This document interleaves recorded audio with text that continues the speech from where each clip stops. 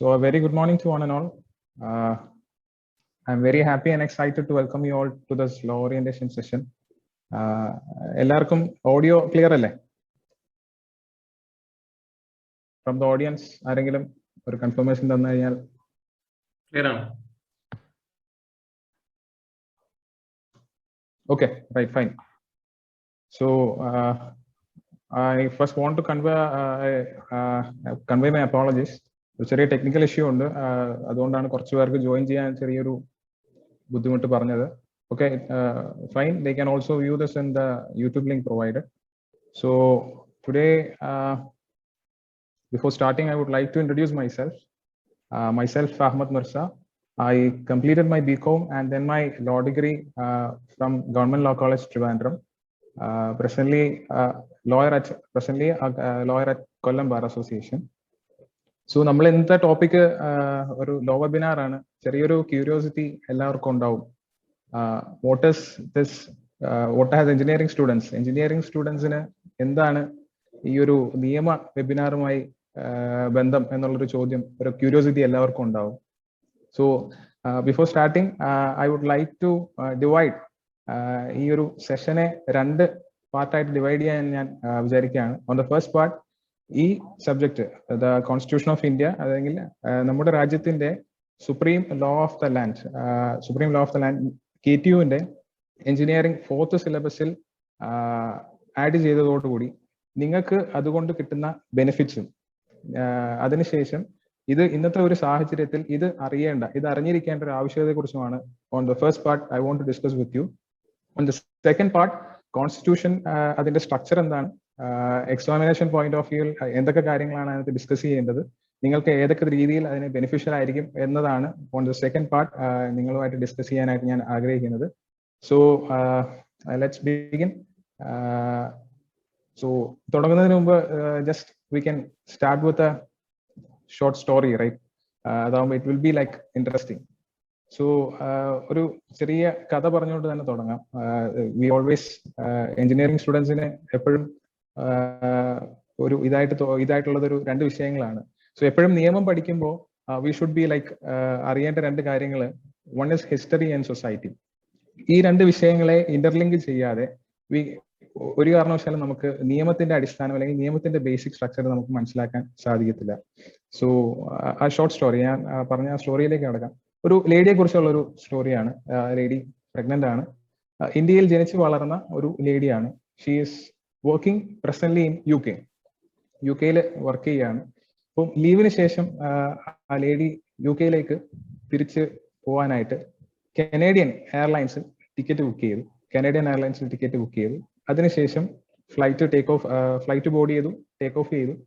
Indian air space എത്തിയതിനു ശേഷം കഴിഞ്ഞതിന് ശേഷം പാകിസ്ഥാൻ എയർ സ്പേസിൽ എത്തിയപ്പോൾ ഈ ലേഡി ഒരു കുഞ്ഞിന് ജന്മം നൽകുന്നു. So I would like to ask the audience, നമ്മുടെ ഈ ഒരു സ്റ്റോറിയുടെ ഒരു ബ്രീഫ് ഞാൻ ഒന്നും കൂടെ പറയാം. ഇന്ത്യയിൽ ജനിച്ച് വളർന്ന ഒരു ലേഡിയാണ്, ഇപ്പോൾ ജോലി ചെയ്യുന്നത് ബ്രിട്ടനിലാണ്. തിരിച്ച് ജോലി സ്ഥലത്തേക്ക് പോകാനായിട്ട് കനേഡിയൻ എയർലൈൻസിൽ ഒരു ടിക്കറ്റ് ബുക്ക് ചെയ്തു, ബോർഡ് ചെയ്തു, ഫ്ലൈറ്റിൽ ടേക്ക് ഓഫ് ചെയ്തു. ഇന്ത്യൻ എയർ സ്പേസ് കഴിഞ്ഞ് പാകിസ്ഥാൻ എയർ സ്പേസിൽ ചെന്നപ്പോൾ ഈ കുഞ്ഞിന് ജന്മം നൽകുന്നു. സോ എന്റെ ക്വസ്റ്റ്യൻ, ഓഡിയൻസിനോടുള്ള എന്റെ ക്വസ്റ്റ്യൻ എന്ന് പറഞ്ഞു കഴിഞ്ഞാൽ, ഈ കുട്ടിയുടെ ഏറ്റവും ബേസിക് ആയിട്ടുള്ള സിറ്റിസൺഷിപ്പ് അല്ലെങ്കിൽ പൗരത്വം ഏത് രാജ്യത്തിൻ്റെതാണ്? Anyone from the audience? കാര്യം ഇങ്ങനെ സംസാരിച്ചുകൊണ്ടിരുന്നു കഴിഞ്ഞാൽ it will not be like a interactive session ആവത്തില്ല. So anyone from the audience, can you just say ആ കുട്ടിയുടെ സിറ്റിസൺഷിപ്പ് അല്ലെങ്കിൽ ആ ബേസിക് ആയിട്ട് ഏത് രാജ്യത്തിൻ്റെതായിരിക്കും എന്ന് ആരെങ്കിലും ഒരു റെസ്പോൺസ് ഫ്രം ദ ഓഡിയൻസ്?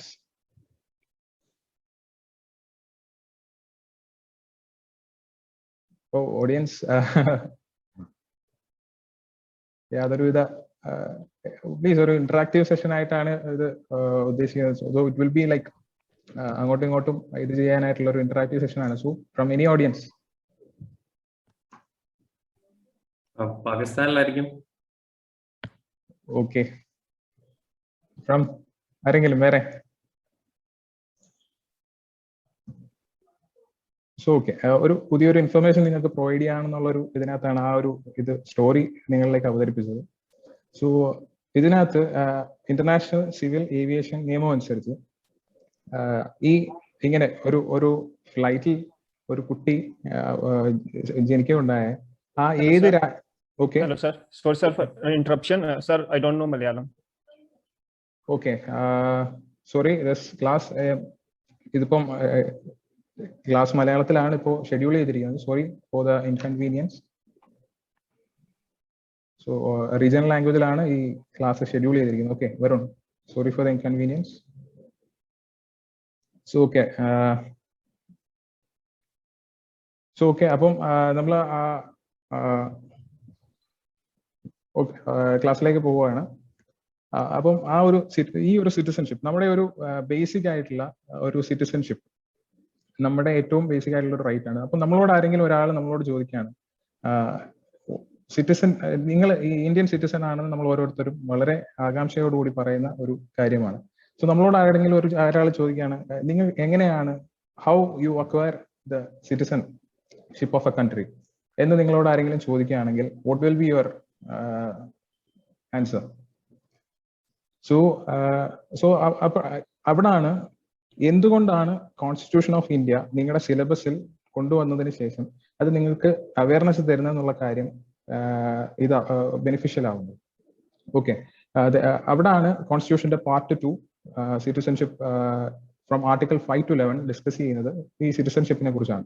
അപ്പം ഇത് നിങ്ങളുടെ സിലബസിൽ ഉൾപ്പെടുത്തുന്നതോട് നിങ്ങൾക്ക് അതിനെക്കുറിച്ചുള്ള ഒരു അവയർനെസ് വരികയും ഒരു ബേസിക് ആയിട്ടുള്ള രാജ്യത്ത് നടക്കുന്ന കാര്യങ്ങളെ കുറിച്ചെല്ലാം ഒരു അവയർനെസ് നിങ്ങൾക്ക് കിട്ടുകയാണ് ചെയ്യുന്നത്.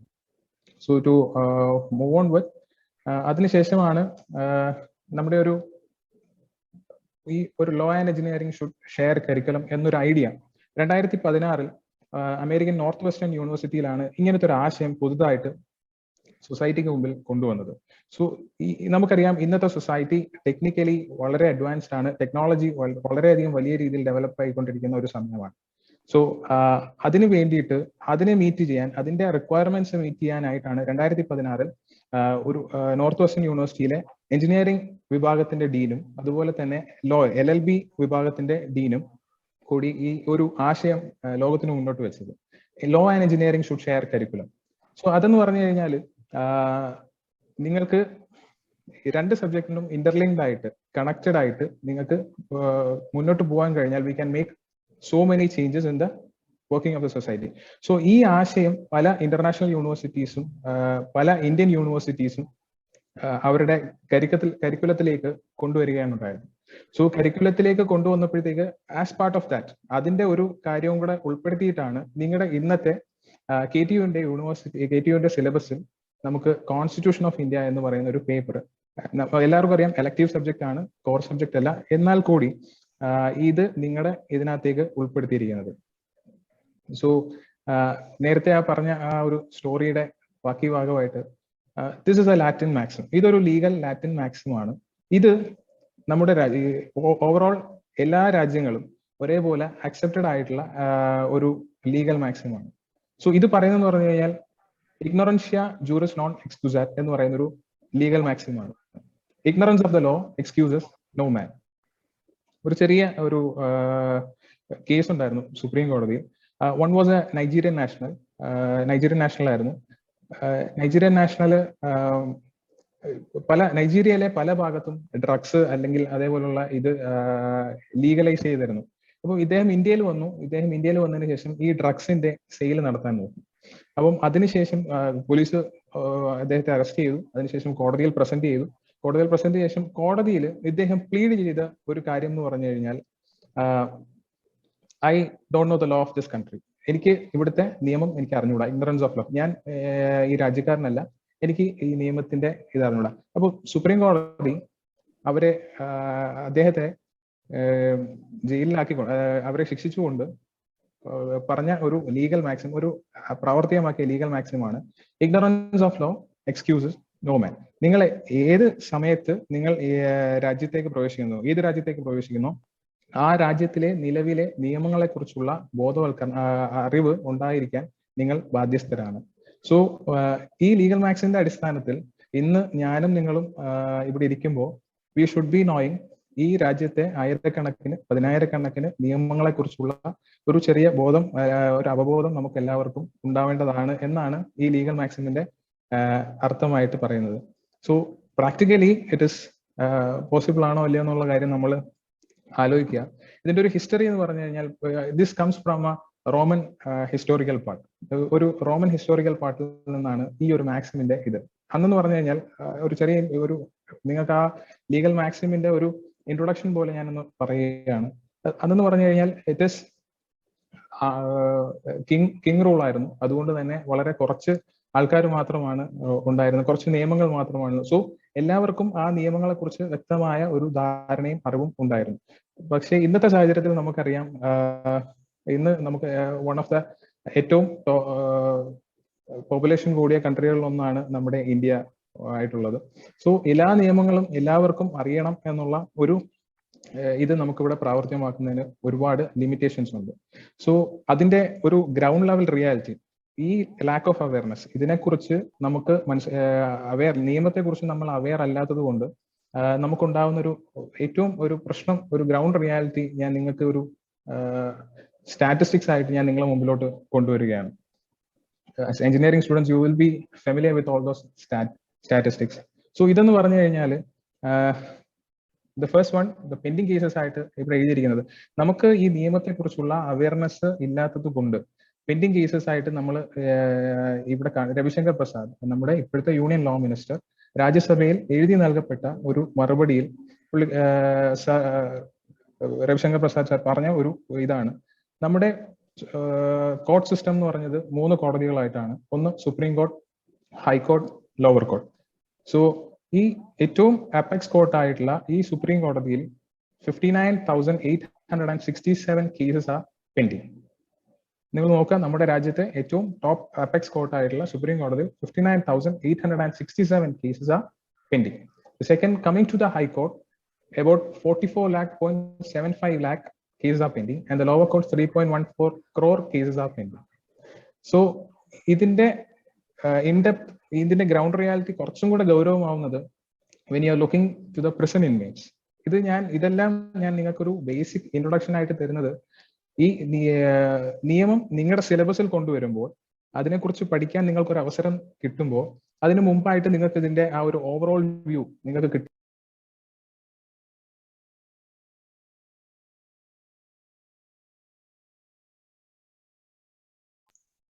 ഹലോ, പറയൂ, കേൾക്കുന്നുണ്ട്. Okay. So you will be interested to study these subjects and കുറച്ചും കൂടെ ഒരു സിലബസ് ഓറിയന്റഡ് ആയിട്ട് നിങ്ങൾക്ക് ഇതിനെക്കുറിച്ച് അറിയാൻ കഴിയും. സോ ഇതിനകത്ത് നിങ്ങൾ ഈ പ്രസന്റ് ഇൻമേറ്റ്സിന്റെ കാര്യം നിങ്ങൾ നോക്കുക. നിങ്ങളുടെ മുമ്പിലുള്ള ആ ഒരു ഗ്രാഫിനകത്ത് നിങ്ങൾ കാണുന്നത് convicts 29.93 and under trials 60% above ആണ്, 69% എബോവ് ആണ്. ദാറ്റ് മീൻസ് ദാറ്റ് ഈ നമ്മുടെ ഇന്ത്യൻ ജയിലുകളിൽ കിടക്കുന്ന ഏകദേശം 69% ആൾക്കാർ, അബൌട്ട് 100 പേരിൽ 60 പേർ അണ്ടർ ട്രയൽസ് ആണ്.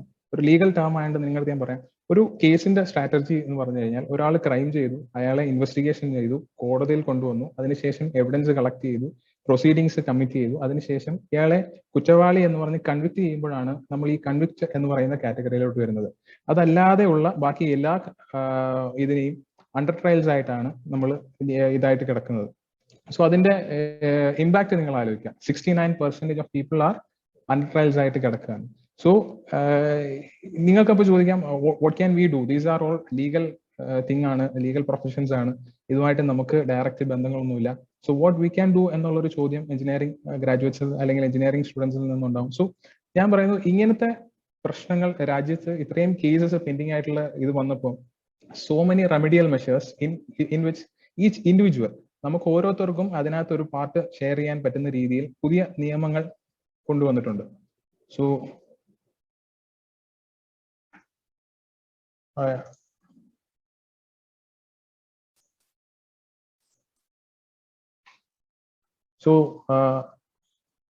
ഇതാണ് ഒരെണ്ണം. ജസ്റ്റ് നിങ്ങൾക്ക് കോൺസ്റ്റിറ്റ്യൂഷൻ സിലബസിലേക്ക് കൊണ്ടുവരുമ്പോൾ, നിയമത്തെക്കുറിച്ച് അറിയുമ്പോൾ നിങ്ങൾക്ക് സൊസൈറ്റിയിൽ എന്തൊക്കെ മാറ്റങ്ങൾ വരുത്താൻ കഴിയും അല്ലെങ്കിൽ എന്തൊക്കെ ചെയ്യാൻ പറ്റും എന്നുള്ളതിന്റെ ഒരു ചെറിയ ഉദാഹരണം മാത്രം ഞാൻ നിങ്ങൾക്ക് പ്രസന്റ് ചെയ്യുകയാണ്. Maintenance and welfare of parents and senior citizens act 2007 കൊണ്ടുവന്ന ഒരു ആക്ട് ആണ്. ഇതനുസരിച്ച് നിങ്ങളുടെ റിലേറ്റീവ് അല്ലെങ്കിൽ നിങ്ങളുടെ നൈബർ അല്ലെങ്കിൽ നിങ്ങളുടെ കൂടെയുള്ള ആരായാലും പാരന്റ്സിന് ബേസിക് നീഡ്സ് മക്കൾ അല്ലെങ്കിൽ അവരുടെ റിലേറ്റീവ്സ് കൊടുക്കുന്നില്ലെങ്കിൽ, ബേസിക് നീഡ്സ് ആയിട്ടുള്ള ആഹാരം, വസ്ത്രം, പാർപ്പിടം, മരുന്ന്, ഈ വിഷയങ്ങൾ ആരെങ്കിലും ഡിനേ ചെയ്യുകയാണെങ്കിൽ, അത് നിങ്ങളുടെ റിലേറ്റീവ്സോ അല്ലെങ്കിൽ നിങ്ങളുടെ സൊസൈറ്റിയിലുള്ള ആരോ ആയാലും, നിങ്ങൾക്ക് നേരിട്ട് സബ് കളക്ടർ അല്ലെങ്കിൽ RDOയ്ക്ക് പരാതി കൊടുത്ത് നിങ്ങൾക്ക് നേരിട്ട് ഈ വിഷയങ്ങൾ അഡ്രസ് ചെയ്യാൻ സാധിക്കും. So it is an opportunity. രണ്ടാമത്തെ വിഷയം കൺസ്യൂമർ പ്രൊട്ടക്ഷൻ ആക്ട്. ഇന്ന് നമുക്കറിയാം, നമ്മൾ ഏറ്റവും കൂടുതൽ ടെക്നോളജി അഡ്വാൻസ് ചെയ്യുന്ന ഒരു സൊസൈറ്റിയിലാണ് നമ്മൾ ജീവിക്കുന്നത്. നമ്മൾ ഇന്ന് പർച്ചേസ് ചെയ്യുന്നതും സെല് ചെയ്യുന്നതും ബേസിക്കലി നിങ്ങളുടെ എഞ്ചിനീയറിംഗ് ഇത് വെച്ച് നോക്കുകയാണെങ്കിൽ സോഫ്റ്റ്വെയർ പ്രൈവസി, പേറ്റന്റ്, കോപ്പിറൈറ്റ്, അങ്ങനത്തെ ഒരുപാട് വിഷയങ്ങൾ, കമ്പ്യൂട്ടർ സയൻസ്, അങ്ങനെ ഒരുപാട് വിഷയങ്ങൾ ഈ ഒരു കൺസ്യൂമർ പ്രൊട്ടക്ഷന്റെ പരിധിയിൽ വരുന്നതാണ്. എന്ന് പറഞ്ഞാൽ അതിനകത്ത് നിങ്ങൾക്ക് ഒരു റൈറ്റ് ഡിനേ ചെയ്ത് കഴിഞ്ഞാൽ ഹൗ യു ക്യാൻ, ബേസിക്കലി നമുക്കുള്ള ഒരു അവയർനെസ് ഇല്ലാത്തത് കൊണ്ട് തന്നെ നമ്മൾ വിചാരിക്കും ഇറ്റ് വിൽ ബി ഹാർഡ്. നമുക്ക് കോടതിയിലോ അല്ലെങ്കിൽ മറ്റ് അഡ്വക്കേറ്റ് വഴി മുഖേന മാത്രമേ നമുക്ക് അങ്ങനത്തെ കാര്യങ്ങളിലേക്ക് പോകാൻ കഴിയൂ. ഈ കൺസ്യൂമർ പ്രൊട്ടക്ഷൻ ആക്ട് വഴി നിങ്ങൾക്ക് നിങ്ങളുടെ റൈറ്റ് ഡിനേ ആയി കഴിഞ്ഞാൽ ഏറ്റവും ഇതായിട്ടുള്ള നിങ്ങളുടെ ജൂറിസ്ഡിക്ഷനിൽ വരുന്ന കൺസ്യൂമറിൽ നിങ്ങൾക്ക് ഡയറക്റ്റ് അപ്രോച്ച് ചെയ്ത് നിങ്ങൾക്ക് മാറ്റം ഉണ്ടാക്കാൻ, നിങ്ങൾക്ക് അതിനകത്ത് ഇടപെടാൻ കഴിയും. സോ ദീസ് ആർ ഓൾ ഈ ഒരു പുതിയ നിയമം ഉണ്ടാക്കിയതിന്റെ ഒരു ബെനിഫിറ്റ്സ് നിങ്ങളുമായിട്ട് ഷെയർ ചെയ്യുന്നു മാത്രമേ ഉള്ളൂ. ആൻഡ് ദ സെക്കൻഡ് വൺ, ഇനി ഒരു പുതിയ ഇത് ഫീൽഡ് ഓഫ് ഇത് നിങ്ങൾക്ക് വേണ്ടി പറയുകയാണ്. ഈ സിലബസ് നിങ്ങളിലേക്ക് കൊണ്ടുവന്നതിന്റെ ബെനിഫിറ്റ് ആയിട്ട് ഞാൻ പറയുകയാണ്. നിങ്ങൾക്ക് എല്ലാവർക്കും സിവിൽ സർവീസ് എക്സാമിനെ കുറിച്ച് ഏകദേശ ധാരണ നിങ്ങൾക്ക് എല്ലാവർക്കും ഉണ്ടാവും. Prelims, mains and then interview. So from the past 10 years, കുറച്ചും കൂടെ എക്സ്ട്രീം സ്റ്റാറ്റിനകത്താണ് ലാസ്റ്റ് 2 yearsനകത്ത് നമുക്കറിയാം ഏകദേശം 10 ലക്ഷം പേര് എഴുതുന്ന എക്സാമിനകത്ത് ആകെ സെലക്ടഡ് ആവുന്നത് 1000-ൽ താഴെ മാത്രം കുട്ടികളാണ്. സോ അതിനകത്ത് അബൌട്ട് 60% കഴിഞ്ഞ 2 വർഷങ്ങളായിട്ട് 60% എന്ന് പറയുന്നത് എഞ്ചിനീയറിംഗ് ബാക്ക്ഗ്രൗണ്ടിൽ നിന്ന് വരുന്ന കുട്ടികളാണ്, വരുന്ന ഗ്രാജുവേറ്റ്സ് ആണ്. സോ ഇത് ഒരു ബെനിഫിറ്റ് ആയിട്ട് കാണാം. പക്ഷെ അതിന്റെ കൂടെ തന്നെ ഇവരുമായിട്ടുള്ള ഇവരുടെ ഇന്റർവ്യൂസ്, ഇവരുടെ റീസെന്റ് സർവേസ് എല്ലാം ഇവർ പറയുന്നത് ആഫ്റ്റർ +2 ടെക്നിക്കൽ ഫീൽഡിൽ കയറിയതിനു ശേഷം വി വെയർ നോട്ട് അവെയർ, അല്ലെങ്കിൽ ഇതേപോലുള്ള കോൺസ്റ്റിറ്റ്യൂഷൻ ഓഫ് ഇന്ത്യ അല്ലെങ്കിൽ സോഷ്യൽ ഒബ്ജക്റ്റീവ് ആയിട്ടുള്ള വിഷയങ്ങളുമായി ബന്ധമില്ലാത്തത് കൊണ്ട് തന്നെ കരിയർ ഗ്രാജുവേഷൻ കഴിഞ്ഞതിന് ശേഷം we were struggling to be part of this one.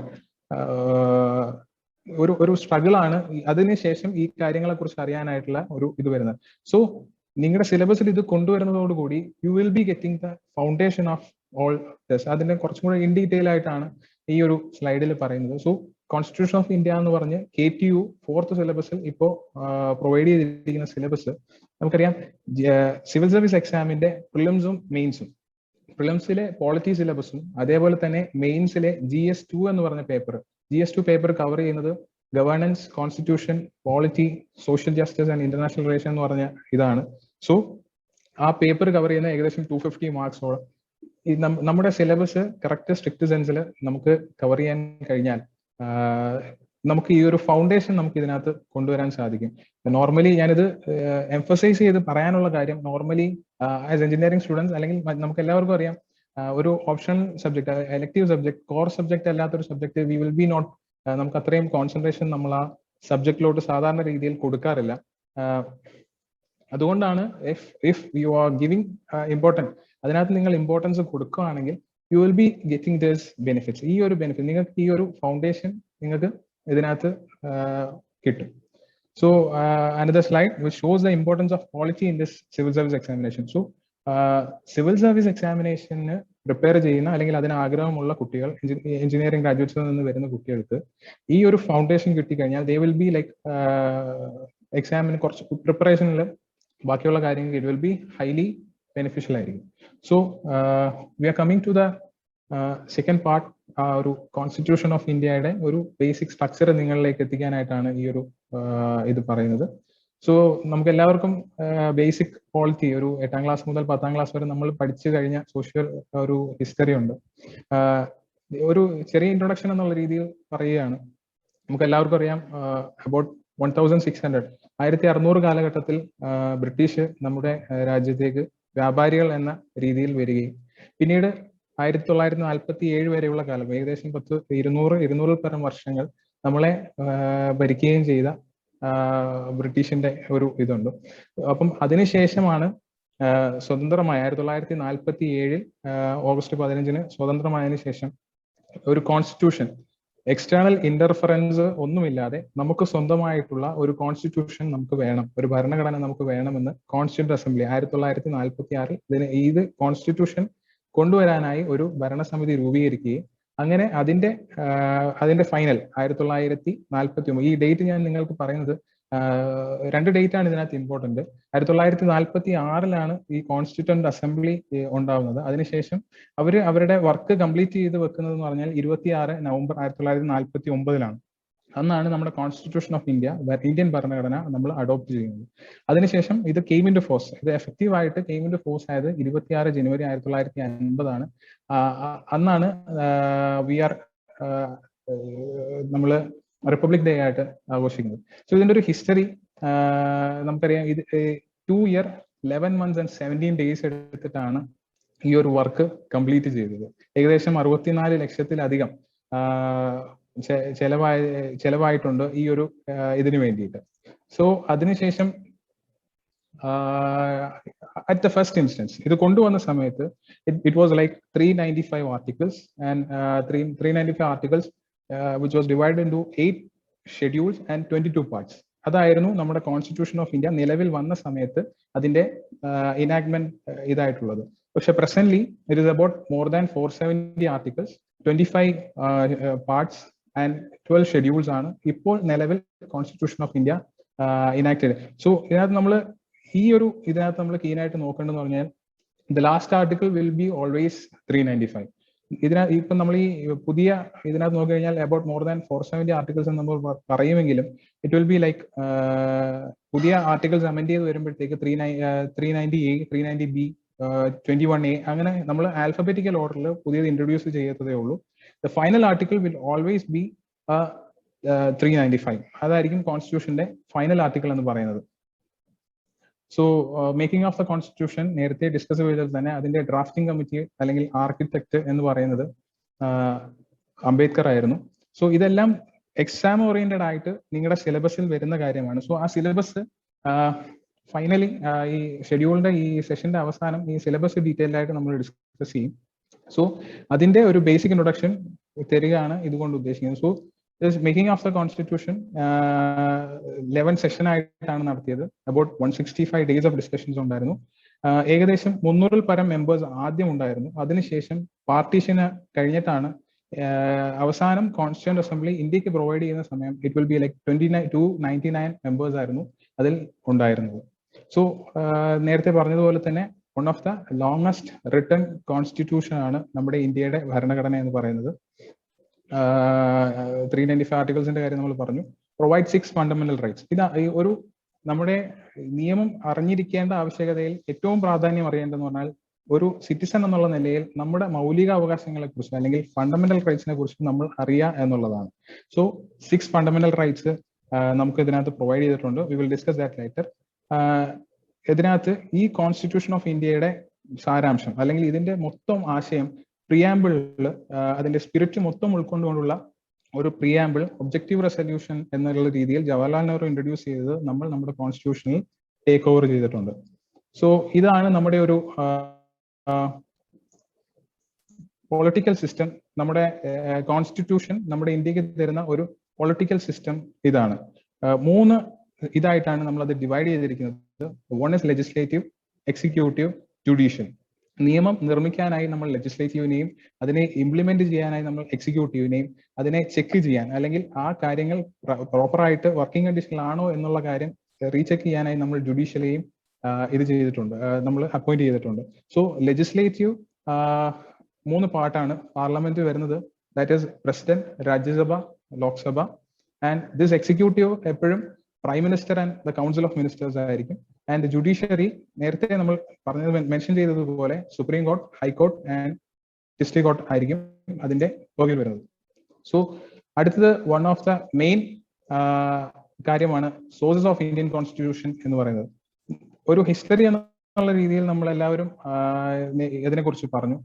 Second part എന്ന് പറഞ്ഞു കഴിഞ്ഞാൽ നമ്മുടെ കോൺസ്റ്റിറ്റ്യൂഷൻ ഏകദേശം 60 രാജ്യങ്ങളിൽ നമ്മുടെ കോൺസ്റ്റിറ്റ്യൂവന്റ് അസംബ്ലി മെമ്പേഴ്സ് യാത്ര ചെയ്ത് അവരുടെ കോൺസ്റ്റിറ്റ്യൂഷൻസ് ഡയറക്റ്റ് പഠിച്ചതിന് ശേഷമാണ് നമ്മുടെ രാജ്യത്തെ ഭരണഘടന നിർമ്മിച്ചിരിക്കുന്നത്.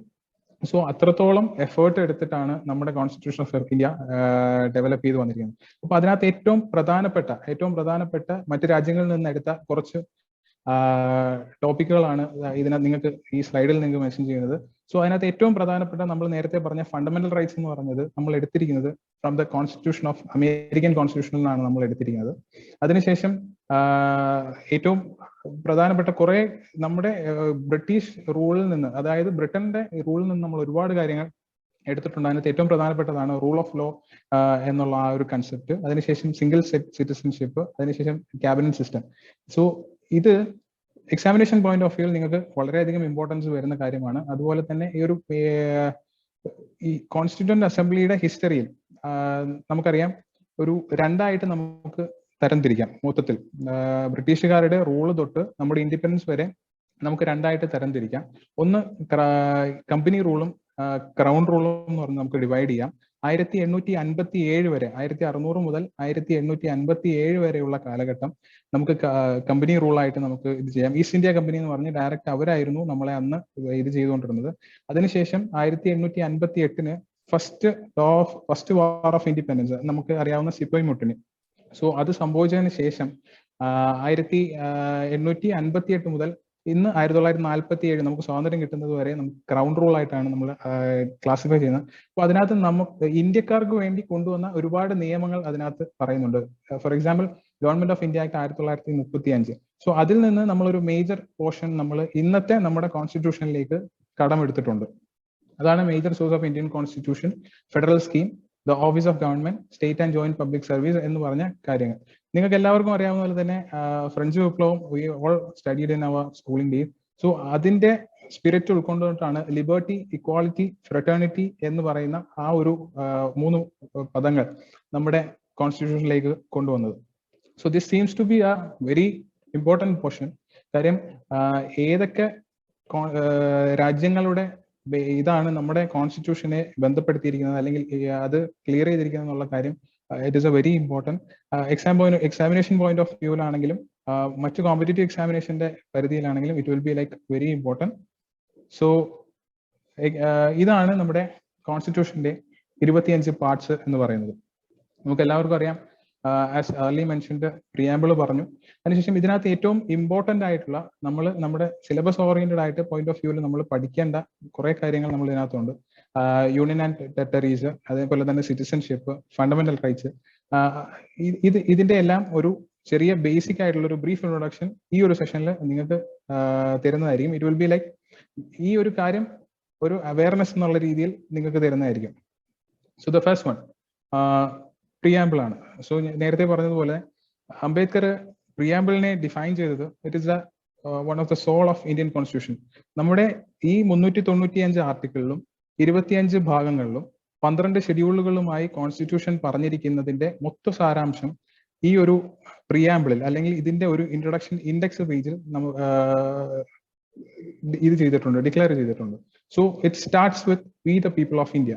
സോ നമ്മുടെ കോൺസ്റ്റിറ്റ്യൂഷൻ അല്ലെങ്കിൽ നമ്മുടെ പോളിറ്റി സിസ്റ്റം എന്ന് പറയുന്നത് തന്നെ പീപ്പിൾ കോൺസെൻട്രേറ്റഡ് ആണ്, അല്ലെങ്കിൽ ജനങ്ങളിൽ കോൺസെൻട്രേറ്റഡ് ആയിട്ടുള്ള കാര്യമാണ്. അതുകൊണ്ടാണ് നമ്മുടെ കോൺസ്റ്റിറ്റ്യൂഷൻ നമ്മുടെ എല്ലാം ടെക്സ്റ്റ് ബുക്കുകളിൽ ഈ ഒരു പേജ് നമ്മൾ ശ്രദ്ധിച്ചിട്ടുണ്ടാവും. സോ വി എന്ന് പറഞ്ഞാണ് അത് തുടങ്ങുന്നത്. അതിനകത്ത് 5 കാര്യങ്ങൾ ഏറ്റവും പ്രധാനമായി പറഞ്ഞിട്ടുണ്ട്. The first one is sovereignty. ഒരു രാജ്യം മറ്റു രാജ്യങ്ങളാൽ അംഗീകരിക്കപ്പെടണമെങ്കിൽ കുറച്ച് കണ്ടീഷൻസ് ഉണ്ട്. അതാണ് the first one is sovereignty, പരമാധികാരം. മറ്റു രാജ്യങ്ങൾ ഇത് ഒരു കൺട്രി ആയിട്ട് അക്സെപ്റ്റ് ചെയ്യുന്നതിനുള്ള ഏറ്റവും ബേസിക് ആയിട്ടുള്ള ഒരു ക്വാളിറ്റിയാണ് പരമാധികാര പവർ. നമുക്ക് ആ ഒരു സോവറിനിറ്റി നമുക്ക് ഉണ്ടാവണം എന്ന് പറയുന്നത്. സോഷ്യലിസ്റ്റ്. സോ ഈ ഒരു 5 കാര്യങ്ങളാണ് നമ്മുടെ കോൺസ്റ്റിറ്റ്യൂഷന്റെ ആകെ മൊത്തത്തിലുള്ള ഡെഫിനിഷൻ എന്ന് പറയുന്നത്, അല്ലെങ്കിൽ ആ ഒരു മെസ്സേജ് തരാൻ ഉദ്ദേശിക്കുന്നത് ഈ 5 കാര്യങ്ങൾ ഡിഫൈൻ ചെയ്യുന്നതിലാണ്. സോഷ്യലിസ്റ്റ് നമുക്കറിയാം, സ്ഥിതി സമത്വവാദം സോഷ്യലിസ്റ്റ് ഒരു കോമ്പിനേഷൻ ആണ്. ഏകദേശം ഒരു ഗാന്ധിയൻ പ്രിൻസിപ്പിളും അതുപോലെ തന്നെ ഒരു മാർക്സിസം പ്രിൻസിപ്പിളും കൂടെ കമ്പൈൻഡ് ആയിട്ടുള്ളതാണ് നമ്മൾ ഇന്ത്യൻ കോൺസ്റ്റിറ്റ്യൂഷനിൽ പറഞ്ഞിട്ടുള്ള സോഷ്യലിസ്റ്റ് എന്ന് പറയുന്ന കാര്യം. നെക്സ്റ്റ് കംസ് ഫ്രം സെക്യുലർ, മതേതരമായ ഒരു പ്രിയാമ്പിൾ ആണ് അല്ലെങ്കിൽ മതേതരമായ ഒരു കോൺസ്റ്റിറ്റ്യൂഷൻ ആണ് ഇന്ത്യൻ ജനങ്ങൾക്ക് പ്രൊവൈഡ് ചെയ്തിരിക്കുന്നത് എന്ന് പറഞ്ഞു കഴിഞ്ഞാൽ, പ്രത്യേകിച്ച് ഒരു മതത്തിനോട് നമ്മുടെ രാജ്യത്തിന് പ്രത്യേകിച്ച് ഒരു മതത്തിനോടുള്ള ഇത് കാണിക്കാതെ സെക്യുലർ ആയിട്ടുള്ള ഒരു കോൺസ്റ്റിറ്റ്യൂഷൻ ആണ് നമുക്ക് പ്രൊവൈഡ് ചെയ്തിരിക്കുന്നത്. ആൻഡ് അവസാനം സെക്കൻഡ് ലാസ്റ്റ് വൺ ഡെമോക്രാറ്റിക്. നമുക്ക് എല്ലാവർക്കും അറിയാം ജനാധിപത്യ രീതിയിലുള്ള ഒരു പൊളിറ്റിക്കൽ സിസ്റ്റം ആണ് നമുക്ക് ഇന്ത്യയിലുള്ളത്. ഇലക്ഷൻസ് ആണ് നമ്മൾ കണ്ടക്ട് ചെയ്യുന്നത്. നമ്മൾ ഇലക്ഷൻ കണ്ടക്ട് ചെയ്തിട്ടാണ് നമ്മുടെ ഇലക്ഷൻ ഹെഡിനെ തീരുമാനിക്കുന്നത്. And the last one is പ്രജാധിത്യ രാഷ്ട്രം. It is like republic. അതിന്റെ ഇതെന്ന് പറഞ്ഞു കഴിഞ്ഞാൽ the head is elected by the people. നമ്മുടെ രാജ്യത്തിന്റെ തലവനെ നമ്മളായിട്ടാണ് അല്ലെങ്കിൽ ജനങ്ങളാണ് തിരഞ്ഞെടുക്കുന്നത്. ദ ഫസ്റ്റ്, നമ്മുടെ ഏറ്റവും പ്രഥമ പൗരൻ എന്ന് പറയുന്നത് ഓൾവേസ് എ പ്രസിഡന്റ്. സോ ആ പ്രസിഡന്റിനെ നമ്മൾ തിരഞ്ഞെടുക്കുന്ന രീതി എന്ന് പറഞ്ഞു കഴിഞ്ഞാൽ ഒരു ഇലക്ട്രൽ കോളേജ് വഴിയാണ്. സോ അതുകൊണ്ടാണ് indirectly people are electing the head of the country. അതുകൊണ്ടാണ് ഈ രാജ്യത്തിനെ നമ്മൾ റിപ്പബ്ലിക് ആയിട്ട് പറയുന്നത്. സോ ആ ഒരു മൊത്തം ബേസിക് കാര്യങ്ങൾ, പരമാധികാരം ജനങ്ങളിൽ നിക്ഷിപ്തമായിരിക്കുകയും തിരഞ്ഞെടുക്കപ്പെട്ട പ്രതിനിധികൾ മുഖേന അത് വിനിയോഗിക്കുകയും ചെയ്യുന്ന ഭരണ സമ്പ്രദായം. ഇതാണ് നമ്മുടെ കോൺസ്റ്റിറ്റ്യൂഷന്റെ ഏറ്റവും കോർ ആയിട്ടുള്ള ഡെഫിനിഷൻ എന്ന് പറയുന്നത്. സോ അതിനുശേഷം നമ്മൾ പാർട്ട് 1 കടക്കുകയാണ്. Part 1 union and its territories ആണ്. Article 1 to 4. സോ ഇത് എന്താണ് പറയുന്നത് വെച്ചാൽ, the first one is name and territory of the union. So ഇതിലെ ആദ്യത്തെ ആർട്ടിക്കിൾ തന്നെ ഇന്ത്യ ദാറ്റ് ഇസ് ഭാരത് എന്ന് പറഞ്ഞാണ്.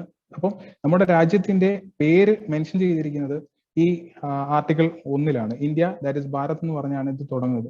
സോ ഈ 1 to 4 യൂണിയൻ ഗവൺമെന്റിന് കൊടുക്കുന്ന ചില അധികാരങ്ങൾ അല്ലെങ്കിൽ പവർ ആണ് ഈ പാർട്ടിൽ നമുക്ക് ഡിഫൈൻ ചെയ്തു തരുന്നത്. നമുക്കറിയാം കഴിഞ്ഞ ഒരു അമെന്റ്മെന്റ് വരുന്നത് വരെ 29 സ്റ്റേറ്റും 7 യൂണിയൻ ടെറിട്ടറീസുമായിരുന്നു നമുക്ക് നിലവിലുണ്ടായിരുന്നത്. ദ ലാസ്റ്റ് 370 എടുത്ത് കളഞ്ഞ് ജമ്മു ആൻഡ് കാശ്മീരിനെ നമ്മൾ രണ്ട് യൂണിയൻ ടെറിട്ടറി ആയിട്ട് ഡിവൈഡ് ചെയ്തപ്പോൾ പ്രസന്റ്ലി നമുക്ക് 28 സ്റ്റേറ്റും വി ഹാവ് 9 യൂണിയൻ ടെറിട്ടറീസുമാണ് നമുക്കിപ്പോൾ പ്രസന്റ്ലി നമുക്കുള്ളത്. സോ യൂണിയൻ ഗവൺമെന്റിന് അറ്റ്മോസ്റ്റ് പവർ അല്ലെങ്കിൽ പാർലമെന്റിന് ഫുൾ പവർ കൊടുക്കുന്ന പ്രൊവിഷൻസ് ആണ് ഇതിനകത്ത് പറഞ്ഞിരിക്കുന്നത്. ഇതിനകത്ത് നിങ്ങൾക്ക് വി ക്യാൻ ഇത് പറയാം, the parliament can draw the map. എങ്ങനെ വേണമെങ്കിലും, ഇപ്പം formation of new States and alteration of area, കേരളത്തിൽ നിന്ന് കുറച്ച് ഭാഗം തമിഴ്നാട്ടിലേക്കോ തമിഴ്നാട്ടിൽ നിന്ന് കുറച്ച് ഭാഗം കേരളത്തിലേക്കോ ഏത് രീതിയിൽ വേണമെങ്കിലും യൂണിയൻ പാർലമെന്റിന് ഒരു സിമ്പിൾ മെജോറിറ്റി വെച്ചുകൊണ്ട് അവർക്ക് ഇതിനകത്ത് തീരുമാനിക്കാം. അതിന് അവർക്ക് സോൾ ആയിട്ടുള്ള പരമാധികാരമായുള്ള അതോറിറ്റി നമ്മൾ പാർലമെന്റിന് കൊടുത്തിരിക്കുകയാണ്. പുതിയ സ്റ്റേറ്റിനെ അഡ്മിറ്റ് ചെയ്യുക. നമുക്കറിയാം സ്വാതന്ത്ര്യം കിട്ടിയതിന് ശേഷം കേരളത്തിന്റെ കാര്യം എടുക്കുകയാണെങ്കിൽ 1956 കേരളം ഇന്ത്യയായിട്ട് ജോയിൻ ആവുന്നത്. അതിനുശേഷം പല രാജ്യങ്ങൾ 1961 ഗോവ പോർച്ചുഗീസിന്റെ അണ്ടറിലായിരുന്നു. അതിനുശേഷം 1961 ഗോവ ഇന്ത്യയുടെ ഭാഗമായിട്ട് മാറുന്നു. അങ്ങനെ പുതുതായി ഉണ്ടാവുന്ന ഇപ്പം ഏറ്റവും ലേറ്റസ്റ്റ് ആയിട്ട് തെലുങ്കാന മാറി. അപ്പം പുതുതായി ഉണ്ടാവുന്ന എങ്ങനെ വേണമെങ്കിലും ഡിവൈഡ് ചെയ്യാനും പുതിയ ഫോർമേഷൻ വരുത്താനും ഓൾട്ടറേഷൻ വരുത്താനും ഒക്കെയുള്ള പവർ യൂണിയൻ പാർലമെന്റിൽ നിക്ഷിപ്തമായിരിക്കുന്നു. സോ അതാണ് പാർട്ട് 1 യൂണിയൻ ആൻഡ് ഇറ്റ്സ് ടെറിട്ടറീസിനകത്ത് പറയുന്നത്. Second one it's part 2 citizenship. നേരത്തെ പറഞ്ഞതുപോലെ ഫ്രം ആർട്ടിക്കിൾ 5 to 11 ആണ് അത് ഡിസ്കസ് ചെയ്യുന്നത്. സോ ഈ 5 to 11 ഡിസ്കസ് ചെയ്യുന്ന പ്രധാനപ്പെട്ട ടോപ്പിക് എന്ന് പറഞ്ഞു കഴിഞ്ഞാൽ 1947 ശേഷം, അന്ന് നമുക്കറിയാം പാർട്ടീഷൻ സംഭവിച്ചു. ബ്രിട്ടീഷ് 2 പ്രൊവിൻസ് ആയിട്ട് പാകിസ്ഥാനെയും ഇന്ത്യയും ഡിക്ലെയർ ചെയ്തതിനു ശേഷം അന്ന് സെപ്പറേറ്റ് ആയിട്ട് നിന്ന രാജ്യങ്ങളോട് അല്ലെങ്കിൽ ഡിഫറെന്റ് പ്രൊവിൻസ് ആയിട്ട് നിന്ന ആൾക്കാരോട് either you should join Pakistan, either you should join India എന്നുള്ളൊരു ഇത് കൊടുക്കുകയും അങ്ങനെയാണ് പല ഈ ഡിഫറെന്റ് പ്രൊവിൻസ് ആയിട്ട് നിന്ന ആൾക്കാർ നമ്മൾ ഈ ഒരു ഒറ്റ ഇതായിട്ട് മാറിയത്. സോ അവിടെ ഈ സിറ്റിസൺഷിപ്പ് എന്ന് പറഞ്ഞൊരു സ്റ്റാറ്റസ് ഈ 1947 ശേഷം അന്ന് വരെ കുറച്ചുപേര് മൈഗ്രേറ്റ് ചെയ്ത് പാകിസ്ഥാനിലോട്ട് പോയി. പാകിസ്ഥാനിൽ നിന്ന് കുറച്ചുപേര് മൈഗ്രേറ്റ് ചെയ്ത് ഇന്ത്യയിലേക്ക് കടന്നു വന്നു. സോ ആരൊക്കെയാണ് ഇന്ത്യൻ സിറ്റിസൺ ആ കാലഘട്ടത്തിൽ, ആ സ്വാതന്ത്ര്യാനന്തര ആ സംഭവങ്ങളുടെ പശ്ചാത്തലത്തിൽ ആരൊക്കെയാണ് ഇന്ത്യൻ സിറ്റിസൺ എന്ന് വിശദമായി പറയുന്ന പ്രൊവിഷൻസ് ആണ് സിറ്റിസൺഷിപ്പിനകത്ത് കൂട്ടിയിരിക്കുന്നത്. ഫ്രം ആർട്ടിക്കിൾ 5 to 11 ആണ് അത് ഡിസ്കസ് ചെയ്യുന്നത്. ഇതിനകത്ത് ഏറ്റവും അവസാനത്തെ ആർട്ടിക്കിൾ, ദാറ്റ് ഇസ് ആർട്ടിക്കിൾ 11. ഇതിനകത്ത് parliament to regulate the right of citizenship by law. അപ്പം അതുവരെയുള്ള 5 to 10 വരെ ആരൊക്കെയാണ് സ്വാതന്ത്ര്യാനന്തര പശ്ചാത്തലത്തിൽ ആരൊക്കെയാണ് ഇന്ത്യയുടെ സിറ്റിസൺസ് എന്ന് പറഞ്ഞു. അതിനുശേഷം ഇനി പുതുതായി ഇന്ത്യൻ സിറ്റിസൺഷിപ്പ് ആർക്കൊക്കെ കൊടുക്കാം അല്ലെങ്കിൽ ആർക്കൊക്കെ നൽകാം എന്നുള്ളതിനെ കുറിച്ച് ഒരു പ്രോസസ്സാണ് ഈ ആർട്ടിക്കിൾ 11. അങ്ങനെയാണ് ഈ ഒരു 1955 സിറ്റിസൺഷിപ്പ് ആക്ട് എന്ന് പറഞ്ഞ ഒരു പ്രൊവിഷൻ കൊണ്ടുവന്നത്. സോ അതിനകത്താണ് എങ്ങനെയാണ് നിങ്ങൾക്കൊരു ഈ നമ്മുടെ ഇന്ത്യ രാജ്യത്തെ സിറ്റിസൺഷിപ്പ് അക്വയർ ചെയ്യാൻ പറ്റുന്നതെന്നും എങ്ങനെയാണ് ഇന്ത്യൻ സിറ്റിസൺഷിപ്പ് ടെർമിനേറ്റ് ചെയ്യപ്പെടുന്നത് അല്ലെങ്കിൽ ലോസ് ആവുന്നത് എങ്ങനെയാണെന്നുള്ളത് പറയുന്നത് 1955 സിറ്റിസൺഷിപ്പ് ആക്ട് അനുസരിച്ചാണ്. സോ ഇതെല്ലാം ഞാൻ നിങ്ങൾക്ക് ഒരു ജനറൽ പോയിന്റ് ഓഫ് വ്യൂവിൽ നമുക്ക്, ഞാൻ പറഞ്ഞു ഏറ്റവും അടിസ്ഥാനമാണ് നമ്മുടെ പൗരത്വം അല്ലെങ്കിൽ സിറ്റിസൺഷിപ്പ് എന്ന് പറയുന്നത്. സോ അതിനെക്കുറിച്ചുള്ള അറിവ്, അവബോധം നമ്മൾ ഈ കോൺസ്റ്റിറ്റ്യൂഷൻ ഓഫ് ഇന്ത്യ നമ്മുടെ സിലബസ് വഴി നമ്മൾ പഠിക്കുന്നതോടുകൂടി നമുക്ക് ലഭിക്കുന്നതാണ്. So modes of acquiring Indian citizenship 5 തരത്തിലാണ്. ഞാൻ ബൈ ബർത്ത് ഉണ്ട്, ഡിസെന്റ് ഉണ്ട്, രജിസ്ട്രേഷൻ ഉണ്ട്, നാച്ചുറലൈസേഷൻ ഉണ്ട്, അക്വിസിഷൻ ഓഫ് പ്രോപ്പർട്ടി ഉണ്ട്.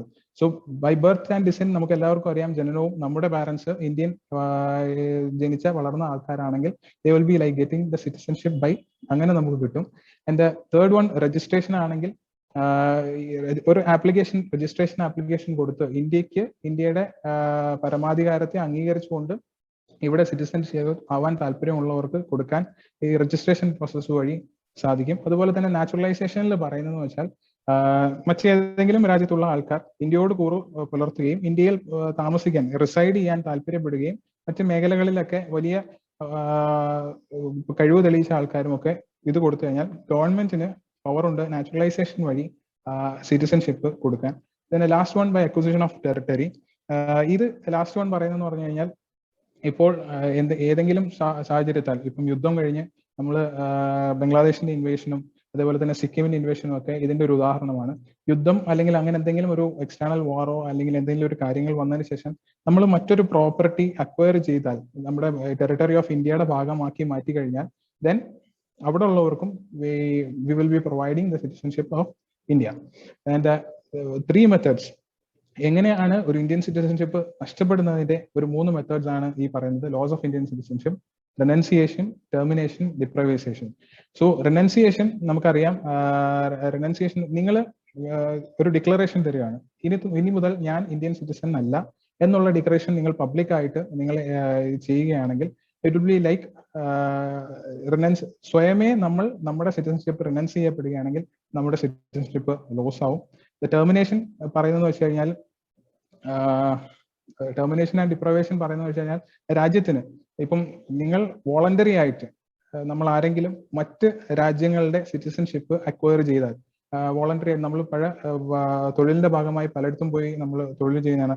അപ്പം അങ്ങനെ നമ്മൾ ഏതെങ്കിലും രാജ്യത്ത് നമ്മൾ വോളണ്ടറി ആയിട്ട് നമ്മൾ അവിടുത്തെ സിറ്റിസൺഷിപ്പ് നമ്മൾ നേടിയെടുക്കുകയാണെങ്കിൽ ഓട്ടോമാറ്റിക്കലി നമ്മൾ ഇത് ഈ നമ്മുടെ ഇന്ത്യൻ സിറ്റിസൺഷിപ്പ് ടെർമിനേറ്റ് ആവുന്നതാണ്.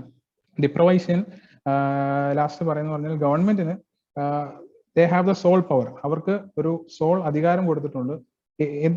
ഏത് സാഹചര്യത്തിൽ വേണമെങ്കിലും രാജ്യത്തിന് പ്രതിസന്ധി അല്ലെങ്കിൽ രാജ്യത്തിന് പ്രശ്നമാണ് എന്ന് കണ്ടു കഴിഞ്ഞാൽ ഏത് സിറ്റിസണെയും അവരുടെ സിറ്റിസൺഷിപ്പ് സ്റ്റാറ്റസിൽ നിന്ന് ഡിപ്രൈവ് ചെയ്യാനുള്ള ഒരു പവറും കൂടെ 1955 സിറ്റിസൺഷിപ്പ് ആക്ട് പ്രൊവൈഡ് ചെയ്യുന്നുണ്ട്.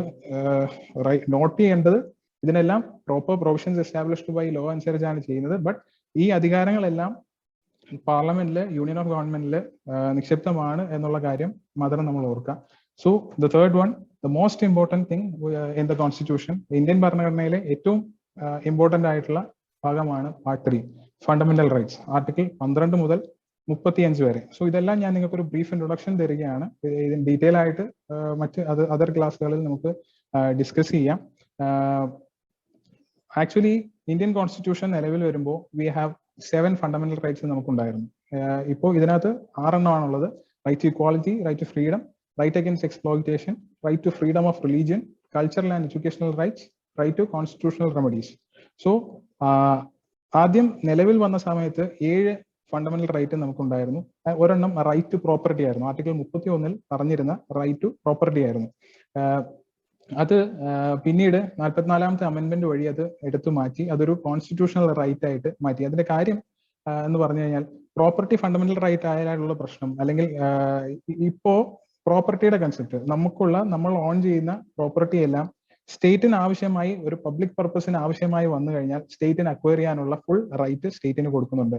പക്ഷേ 44ാമത്തെ അമെന്റ്മെന്റ് വരുന്നതിന് മുമ്പ് വരെ അത് നമ്മുടെ ഒരു മൗലിക അവകാശമായിരുന്നു, നമുക്ക് അതിനുള്ള ഫുൾ റൈറ്റ് ഉണ്ടായിരുന്നു. ഇങ്ങനത്തെ ഒരു സാഹചര്യം വന്നപ്പോൾ ഫർദർ ഡെവലപ്മെന്റൽ പ്രോസസ്സ് ഇന്ത്യയിൽ സാധ്യമാവാത്ത ഒരു സാഹചര്യം നിലവിൽ വന്നു. ഇപ്പോൾ എന്റെ പ്രോപ്പർട്ടി എടുക്കാൻ വരുമ്പോൾ ഞാൻ ഈ ഫണ്ടമെന്റൽ റൈറ്റിന്റെ, എന്റെ മൗലിക അവകാശത്തിന്റെ ലംഘനമാണെന്ന് പറഞ്ഞ് കോടതിയെ അപ്രോച്ച് ചെയ്ത് വന്നപ്പോൾ അതേപോലുള്ള വലിയ രീതിയിലുള്ള കേസസ് കോടതിയിൽ വന്നപ്പോൾ they change the status of right to property from constitutional right, from fundamental right to a legal right.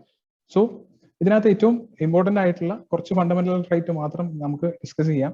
അതിനകത്ത് ഏറ്റവും ഇമ്പോർട്ടന്റ് ആയിട്ടുള്ള ഒന്ന് ആർട്ടിക്കിൾ 14 ആണ്, റൈറ്റ് ടു ഇക്വാളിറ്റി ആണ്. നമ്മളെല്ലാവരും ആരായാലും from the president to a layman ആരായാലും ഈക്വൽ ബിഫോർ ലോ എന്ന് പറയുന്ന ഒരു ഇതാണ് ആർട്ടിക്കിൾ 14 പറയുന്നത്. So the right to equality is from article 14 to article 18 ആണ്. So the first status പറഞ്ഞാൽ equality before law ആണ് പറയുന്നത്. The state shall not deny to any person equality before the law or the equal protection of the laws within the territory of India. ഇവിടെ നിങ്ങൾ ശ്രദ്ധിക്കേണ്ട ഒരു വിഷയം, ഇത് പറയുന്നത് സിറ്റിസൺസിന് വേണ്ടി മാത്രമല്ല, ഇത് പറയുന്നത് state shall not deny to any person എന്ന് പറയുന്നത്. സോ സിറ്റിസൺസ് ആൻഡ് നോൺ സിറ്റിസൺസിനെ കുറിച്ചാണ് പറയുന്നത്. അമേരിക്കയിൽ നിന്ന് അല്ലെങ്കിൽ ബ്രിട്ടനിൽ നിന്ന് അല്ലെങ്കിൽ മറ്റ് ഏതെങ്കിലും രാജ്യത്ത് നിന്ന് വരുന്ന ആൾക്കാർക്കും we are providing this right to equality to that person also. അതിനകത്ത് സിറ്റിസൺ ഓർ നോൺ സിറ്റിസൺ എന്നുള്ള ഒരു വേർതിരിവ് നമ്മൾ ഇതിനകത്ത് കൊണ്ടുവരത്തില്ല. ആൻഡ് ആർട്ടിക്കിൾ 15 പറയുന്നത് prohibition of discrimination on the ground of religion, race, caste, sex or place of birth എന്നാണ് പറയുന്നത്. So നമ്മുടെ ഒരു രീതിയിലും അതിനെ ഈ മേഖലയിൽ ഈ റേസിന്റെയോ കാസ്റ്റിന്റെയോ സെക്സിന്റെയോ പ്ലേസ് ഓഫ് ബർത്തിന്റെയോ പേരിൽ ഒരു കാരണവശാലും, റിലീജിയന്റെയോ പേരിൽ നമ്മൾ ഒരു കാരണവശാലും ആരെയും ഡിസ്ക്രിമിനേറ്റ് ചെയ്യരുത് എന്നുള്ള പ്രൊവിഷനാണ് ആർട്ടിക്കിൾ 15 പറയുന്നത്. അതിനുശേഷം ഈക്വാലിറ്റി ഓഫ് ഓപ്പർച്യൂണിറ്റി, പബ്ലിക് എംപ്ലോയ്മെന്റിന് ഈക്വൽ ആയിട്ടുള്ള ഓപ്പർച്യൂണിറ്റി കൊടുക്കണമെന്നും 17 അൺടച്ചബിലിറ്റി, നമ്മുടെ നിലവിൽ സ്വാതന്ത്ര്യാനന്തര ഹിസ്റ്ററിയിൽ നിലവിലുണ്ടായിരുന്ന അൺടച്ചബിലിറ്റി പോലത്തുള്ള കാര്യങ്ങളെ അബോളിഷൻ ചെയ്തിട്ടുള്ള പ്രൊവിഷനാണ് ആർട്ടിക്കിൾ 17 പറയുന്നത്.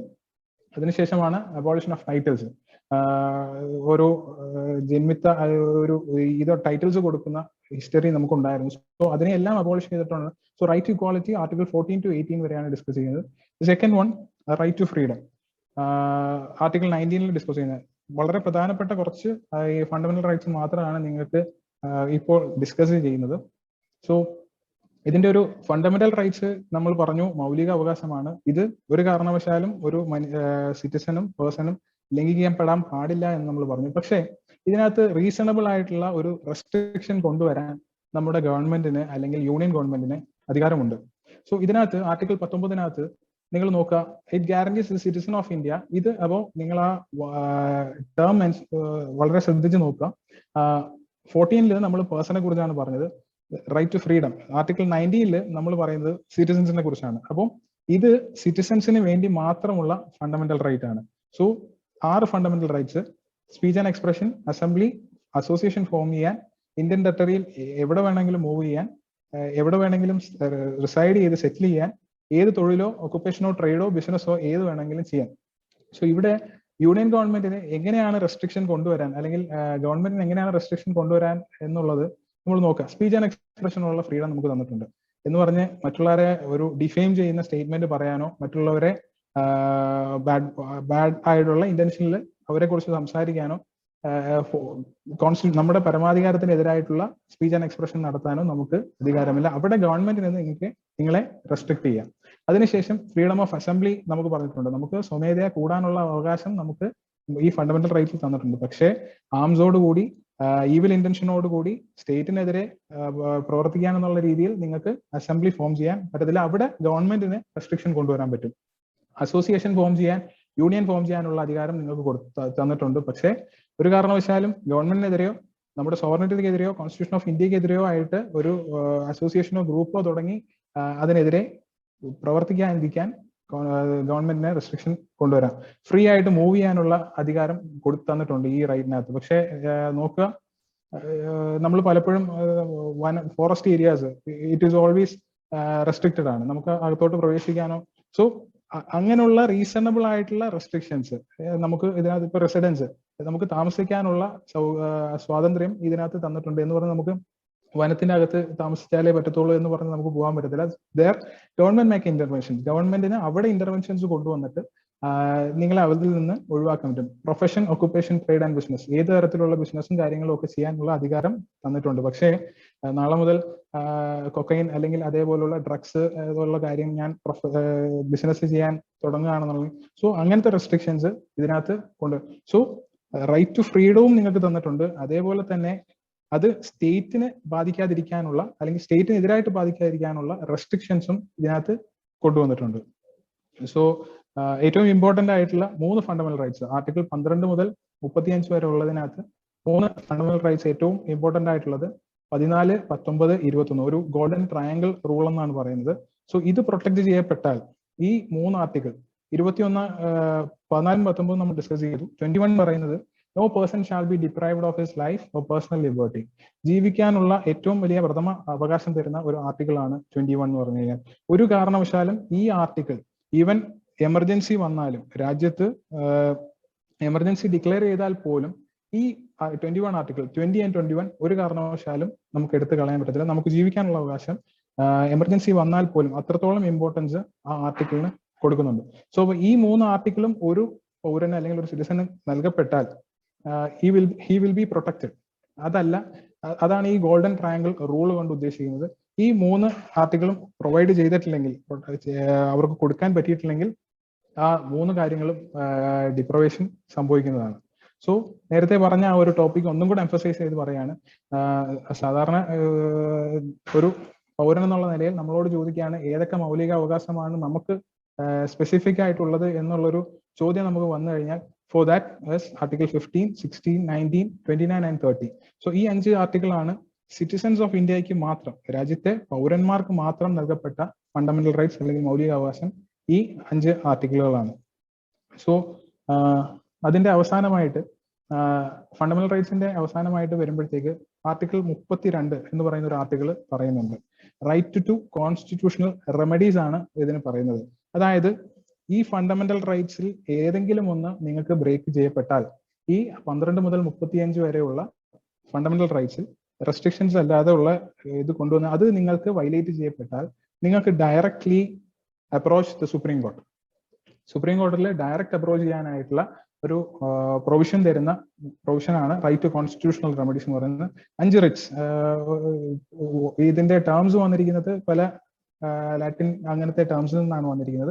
സോ 5 റിറ്റ് ആണ് ഈ ഒരു കാര്യത്തിൽ നമുക്ക് പ്രൊവൈഡ് ചെയ്യുന്നത്. So the first one is habeas corpus, mandamus, certiorari, prohibition, quo warranto. So നിങ്ങൾ ആ ഒരു ടേം നിങ്ങൾ നോക്കി വെക്കുക. ഈ 5 റിറ്റ്സ് ആണ് നിങ്ങളുടെ മൗലിക അവകാശം. ആർട്ടിക്കിൾ പാർട്ട് 3 പറഞ്ഞിരിക്കുന്ന മൗലിക അവകാശത്തിൽ നിങ്ങളെ വയലേറ്റ് ചെയ്യപ്പെട്ടു കഴിഞ്ഞാൽ ആർട്ടിക്കിൾ 32 വഴി നിങ്ങൾക്ക് സുപ്രീം കോടതിയിൽ ഡയറക്റ്റ് ആയിട്ട് ഈ 5 റിറ്റിന്റെ പ്രൊവിഷനിൽ നിങ്ങൾക്ക് സുപ്രീം കോടതിയെ ഡയറക്റ്റ് അപ്രോച്ച് ചെയ്യാം. അതല്ലെങ്കിൽ ആർട്ടിക്കിൾ 226 അനുസരിച്ച് ഹൈക്കോടതിയിലും ഈ റിറ്റിന്റെ പ്രൊവിഷൻ അനുസരിച്ച് നിങ്ങളുടെ ഫണ്ടമെന്റൽ റൈറ്റ് ബ്രേക്ക് ആയാൽ നിങ്ങൾക്ക് പോകാൻ കഴിയും. സോ ഹേബിയസ് കോർപ്പസ് നമ്മൾ പല സിനിമകളിലും ബാക്കിയുള്ള കാര്യങ്ങളൊക്കെ കണ്ടിട്ടുണ്ട്. ആരെങ്കിലും ഒരു പ്രൈവറ്റ് ഇൻഡിവിജ്വലോ അല്ലെങ്കിൽ അതോറിറ്റിയോ ഗവൺമെന്റോ ആരെങ്കിലും ഒരാളെ ഇല്ലീഗലായിട്ട് ഡീറ്റെയിൻ ചെയ്തിട്ടുണ്ടെങ്കിൽ, ജയിൽഡ് ആണ്, ഇല്ലീഗലായിട്ട് ജയിൽ ചെയ്തിട്ടുണ്ടെങ്കിലും ഇല്ലീഗലായിട്ട് എവിടെയെങ്കിലും തടഞ്ഞു വെച്ചിട്ടുണ്ടെങ്കിലും we can approach the court. അവരുടെ മൗലിക അവകാശമാണ്. സോ കോടതി പറയും produce the body. Habeas corpus എന്ന് പറഞ്ഞു കഴിഞ്ഞാൽ അതിന്റെ വാക്കർത്ഥം എന്ന് പറയുന്നത് പ്രൊഡ്യൂസ് ദ ബോഡി എന്നാണ് പറയുന്നത്. The second one is mandamus ആണ്. സുപ്രീം കോടതി ഗവൺമെന്റ് ഒഫീഷ്യൽസിന് കൊടുക്കുന്ന ഒരു ഇപ്പം കറക്റ്റ് ആയിട്ടുള്ള ജോലി ചെയ്യാതെ എന്ന് പറഞ്ഞു കഴിഞ്ഞാൽ അവരവരുടെ റൈറ്റ്സ് അവരവരുടെ ഡ്യൂട്ടീസ് ചെയ്യാതെ പോകുന്ന ഗവൺമെന്റ് ഒഫീഷ്യൽസിനെ do your public duty correctly എന്ന് പറഞ്ഞ് തിരുത്താൻ, അതുവഴി നമുക്ക് ഫണ്ടമെന്റൽ റൈറ്റ് വയലേഷൻ വന്നു കഴിഞ്ഞാൽ പ്രൊവൈഡ് ചെയ്യുന്ന റിറ്റ് ആണ് മാൻഡമസ് എന്ന് പറയുന്നത്. സെർഷറാറി എന്ന് പറയുന്നത് സുപ്രീം കോർട്ട് സാധാരണ രീതിയിൽ ഇൻഫീരിയർ കോർട്സിന് അവരുടെ ജൂറിസ്ഡിക്ഷൻ വയലേറ്റ് ചെയ്യപ്പെടുമ്പോൾ കൊടുക്കുന്ന ഒരു റിറ്റ് ആണ് സെർഷറാറി എന്ന് പറയുന്നത്. നിങ്ങളുടെ ജൂറിസ്ഡിക്ഷൻ നിങ്ങൾ വയലേറ്റ് ചെയ്തു, നിങ്ങൾ നിങ്ങളുടെ ജൂറിസ്ഡിക്ഷൻ നോക്കി ചെയ്താൽ മതി എന്ന് പറഞ്ഞാൽ ഹയർ കോർട്സ് ഇൻഫീരിയർ കോർട്സിന് കൊടുക്കുന്ന ഒരു റിറ്റ് ആണ് സെർഷറാറി. അതിനുശേഷം പ്രൊഹിബിഷൻ പറയുന്നുണ്ട്. ഇങ്ങനെ ഒരു ജൂറിസ്ഡിക്ഷൻ വയലേഷൻ വന്നു കഴിഞ്ഞാൽ അത് കോഷ് ചെയ്യാൻ തന്നെ ഈ ഒരു റിറ്റ് കൊണ്ട് നമുക്ക് അധികാരം തരുന്നുണ്ട്. അതിനുശേഷം last one is quo warranto. So എന്തെങ്കിലും ഇതേപോലുള്ള അപ്പോയിന്റ്മെന്റ് ഇപ്പൊ നമുക്ക് അറിയാം, സർക്കാർ സ്ഥാപനങ്ങളിൽ പലവിധ പോസ്റ്റ് ക്രിയേറ്റ് ചെയ്ത് ആൾക്കാർക്ക് ജോലി കൊടുക്കുന്നുണ്ട്. സോ അതിനെല്ലാം നമുക്ക് ചെക്ക് ചെയ്യാൻ, അതിനെല്ലാം ഈ പാർട്ട് കംപ്ലൈ ചെയ്തിട്ടാണോ അവർക്ക് അത് കൊടുത്തത്, അവരാണോ അതിന്റെ റൈറ്റ് ലീഗൽ പേഴ്സൺ, അവർ തന്നെ ആണോ എന്നുള്ള കാര്യം ബോധിപ്പിക്കാൻ വേണ്ടിയിട്ടാണ് show proof of your appointment on what authority, എന്ത് അതോറിറ്റിയുടെ പേരിലാണ് ഇവർക്ക് ഈ ഒരു പൊസിഷൻ കൊടുത്തത് എന്നുള്ള കാര്യത്തെക്കുറിച്ച് ചോദിക്കാൻ വേണ്ടിയിട്ടാണ് ഈ 5 writs. So this 5 writs are very important. Examination point of view ആണെങ്കിലും it is very important. So അതിനുശേഷമാണ് കോൺസ്റ്റിറ്റ്യൂഷന്റെ ഏറ്റവും പ്രധാനപ്പെട്ട first part, second part and third part, fundamental rights വരെയുള്ള ഒരു ചെറിയൊരു ബ്രീഫ് ഇൻട്രൊഡക്ഷൻ ഞാൻ തന്നു. അതിനുശേഷം ഞാൻ പറഞ്ഞു 12 ഷെഡ്യൂൾ, ഇന്ത്യൻ കോൺസ്റ്റിറ്റ്യൂഷന് 12 ഷെഡ്യൂൾ ഉണ്ട്. അതിനകത്ത് ഏറ്റവും ഇമ്പോർട്ടന്റ് ആയിട്ടുള്ള ഒരു ഷെഡ്യൂൾ നിങ്ങളെ പരിചയപ്പെടുത്താണ്. നമ്മൾ ബേസിക് ആയിട്ട് അറിഞ്ഞിരിക്കേണ്ട അല്ലെങ്കിൽ അവെയർ ആയിരിക്കേണ്ട ഒരു ഷെഡ്യൂളിനെ കുറിച്ചാണ് നിങ്ങൾക്ക് പറഞ്ഞു തരുന്നത്. 7th ഷെഡ്യൂളിനെ കുറിച്ചാണ്. സോ ഒരു 3 ലിസ്റ്റ് ഇതിനകത്തുണ്ട്. വൺ ഇസ് ഒരു യൂണിയൻ ലിസ്റ്റ് ഉണ്ട്, സ്റ്റേറ്റ് ലിസ്റ്റ് ഉണ്ട്, കൺകറന്റ് ലിസ്റ്റ് ഉണ്ട്. ഇത് 7th ഷെഡ്യൂളിലാണ് ഇൻക്ലൂഡ് ചെയ്തിരിക്കുന്നത്. ഇതിന്റെ പ്രത്യേകത എന്ന് പറഞ്ഞു കഴിഞ്ഞാൽ ഈ ലിസ്റ്റിൽ മെൻഷൻ ചെയ്തിരിക്കുന്ന കാര്യങ്ങൾ, ഇപ്പൊ യൂണിയൻ ലിസ്റ്റിൽ ഒരു കാര്യം മെൻഷൻ ചെയ്തിട്ടുണ്ടെങ്കിൽ ഇതിനകത്ത് നമുക്ക് എക്സാമ്പിൾ ആയിട്ട് കാണാം defence, banking, currency, foreign affair and communication. So ഈ വിഷയങ്ങളെ കുറിച്ച് നിയമം ഉണ്ടാക്കാൻ യൂണിയൻ ഗവൺമെന്റിന് മാത്രമായിരിക്കും അധികാരം കൊടുത്തിരിക്കുന്നത്. Coming to the state list, police, trade, commerce, agriculture and irrigation. So ഈ സ്റ്റേറ്റ് ലിസ്റ്റിൽ മെൻഷൻ ചെയ്തിരിക്കുന്ന കാര്യങ്ങളെ കുറിച്ചുള്ള റൂൾ ഉണ്ടാക്കാൻ അല്ലെങ്കിൽ നിയമം ഉണ്ടാക്കാൻ നമുക്ക് സ്റ്റേറ്റ് ലിസ്റ്റിന് മാത്രമാണ് അധികാരം കൊടുത്തിരിക്കുന്നത്. കൺകറന്റ് ലിസ്റ്റ് എന്ന് പറഞ്ഞൊരു അതർ ലിസ്റ്റ് ഉണ്ട്. So education, forest, trade union, marriage, adoption and succession, ഇതെല്ലാം എക്സാമ്പിൾസ് ആണ്. സോ ഇതിനകത്ത് 2 കൂട്ടർക്കും, യൂണിയൻ ലിസ്റ്റിനും സ്റ്റേറ്റ് ലിസ്റ്റിനും ഒരേപോലെ ഇപ്പൊ പോലീസിന്റെയൊക്കെ വിഷയം അങ്ങനെയാണ് വരുന്നത്, ഫോറസ്റ്റ് അങ്ങനത്തെ വിഷയങ്ങളിൽ 2 പേർക്കും അത് പ്രൊട്ടക്ട് ചെയ്യാനായിട്ടുള്ള നിയമം ഉണ്ടാക്കാനുള്ള പ്രൊവിഷൻ കൊടുത്തിട്ടുണ്ട്. സോ ഇതിനകത്തൊരു കോൺഫ്ലിക്റ്റ് വന്നു കഴിഞ്ഞാൽ എപ്പോഴെങ്കിലും ഒരു റെസിഡ്യൂറി ആയിട്ട് ഇതിനകത്ത് ഇല്ലാത്തത്, ഇപ്പം ഇന്ത്യൻ കോൺസ്റ്റിറ്റ്യൂഷൻ നിലവിൽ വരുമ്പോൾ രാജ്യത്തിന്റെ പോപ്പുലേഷൻ എന്ന് പറയുന്നത് ഏകദേശം 34 കോടി ജനങ്ങളായിരുന്നു. സോ അതിനുശേഷം ഇന്ന് ഇന്ത്യ വേൾഡിലെ തന്നെ 2ാമത്തെ പോപ്പുലേഷനായിട്ടുള്ള കൺട്രിയാണ്. അപ്പോൾ പുതിയ കാര്യങ്ങൾ ഇൻക്ലൂഡ് ചെയ്ത് വന്നുകൊണ്ടിരിക്കുകയാണ്. അപ്പം ഈ 3 ലിസ്റ്റിൽ ഏതെങ്കിലും ഒരെണ്ണം ഇല്ലാത്തൊരു പുതിയൊരു കാര്യം വന്നു കഴിഞ്ഞാൽ union will be having the power to make law regarding that. പിന്നെ അതിനുശേഷം ഈ യൂണിയൻ ലിസ്റ്റിലും സ്റ്റേറ്റ് ലിസ്റ്റിലും ഉള്ള വിഷയത്തിൽ ഏതെങ്കിലും ഒരു കോൺഫ്ലിക്റ്റ് വന്നു കഴിഞ്ഞാൽ യൂണിയൻ ലിസ്റ്റിന്റെ ലോ ആയിരിക്കും പ്രിവൈൽ ചെയ്യുന്നത്. സോ ഈ ഒരു schedule it will be like important. നമുക്ക് എങ്ങനെയാണ് യൂണിയൻ ഗവൺമെന്റിന് ലോ ഉണ്ടാക്കാനുള്ള പ്രൊവിഷൻസ്, ഏതൊക്കെ കാര്യങ്ങളിൽ ചെയ്യാൻ പറ്റും എന്നുള്ള കാര്യവും, സ്റ്റേറ്റ് ലിസ്റ്റിലുള്ള നമ്മുടെ നിയമസഭകൾക്ക് ഏതൊക്കെ തരത്തിലുള്ള നിയമങ്ങൾ ഉണ്ടാക്കാൻ പറ്റും എന്നുള്ള കാര്യമെല്ലാം മെൻഷൻ ചെയ്തിരിക്കുന്നത് ഈ 7th ഷെഡ്യൂളിലാണ്. സോ അത് കഴിഞ്ഞിട്ടുള്ള ഏറ്റവും പ്രധാനപ്പെട്ട കുറച്ച് ഇമ്പോർട്ടൻറ്റ് ടോപ്പിക്സുകളാണ് നേരത്തെ പറഞ്ഞ പോലെ തന്നെ എക്സാമിനേഷൻ പോയിന്റ് ഓഫ് വ്യൂവിലാണെങ്കിലും അല്ലാതെ ആണെങ്കിലും directive principles of state policy എന്ന് പറയുന്ന പാർട്ട് 4-ൽ 36 മുതൽ 51 വരെ പറയുന്ന ഒരു പ്രൊവിഷൻ ഉണ്ട്. അത് നമ്മളെ ഒരു ഐറിഷ് കോൺസ്റ്റിറ്റ്യൂഷനിൽ നിന്നാണ്, നമ്മൾ നേരത്തെ പറഞ്ഞ സോഴ്സ് ഓഫ് ഇന്ത്യൻ കോൺസ്റ്റിറ്റ്യൂഷനിൽ നിന്ന് പറഞ്ഞതിനകത്ത് ഐറിഷ് കോൺസ്റ്റിറ്റ്യൂഷനിൽ നിന്നാണ് നമ്മളത് എടുത്തിരിക്കുന്നത്. സോ എപ്പോഴും ചോദിക്കുന്ന ഒരു ചോദ്യമാണ്, what is the difference between fundamental rights and directive principles of state policy. നിങ്ങളുടെ മൗലിക അവകാശവും ഈ DPSP directive principles of state പോളിസിയുമായി എന്താണ് വ്യത്യാസം എന്നുള്ള കാര്യം എപ്പോഴും ചോദിക്കുന്ന റെലവെന്റ് ആയിട്ടുള്ള ഒരു ക്വസ്റ്റ്യൻ ആണ്.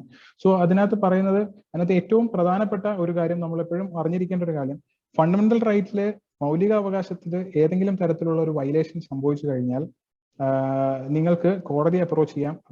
നേരത്തെ പറഞ്ഞ പോലെ ആ റിപ്പറ്റീഷൻ മൂവ് ചെയ്ത് ആർട്ടിക്കിൾ 32 വഴി നിങ്ങൾക്ക് കോടതിയെ അപ്രോച്ച് ചെയ്യാം. പക്ഷേ directive principles of state policy justiciable അല്ല. എന്ന് പറഞ്ഞു കഴിഞ്ഞാൽ ഇതിനകത്തൊരു വയലേഷൻ സംഭവിച്ചു കഴിഞ്ഞാൽ നിങ്ങൾക്ക് കോടതിയെ നേരിട്ട് ഇത് വയലേറ്റ് ചെയ്യപ്പെട്ടു എന്ന് പറഞ്ഞ് നമുക്ക് അപ്രോച്ച് ചെയ്യാൻ പറ്റത്തില്ല. ഇത് നമ്മുടെ കോൺസ്റ്റിറ്റ്യൂഷനിൽ ആഡ് ചെയ്തിരിക്കുന്നത് നിയമം നിർമ്മിക്കുന്ന സാഹചര്യത്തിൽ, നിയമനിർമ്മാണം നടക്കുന്ന സാഹചര്യത്തിൽ ഈ പാർട്ടിലെ പ്രൊവിഷൻസും കൂടെ നോക്കിയേ നമ്മൾ നിയമം നിർമ്മിക്കാൻ പാടുള്ളൂ.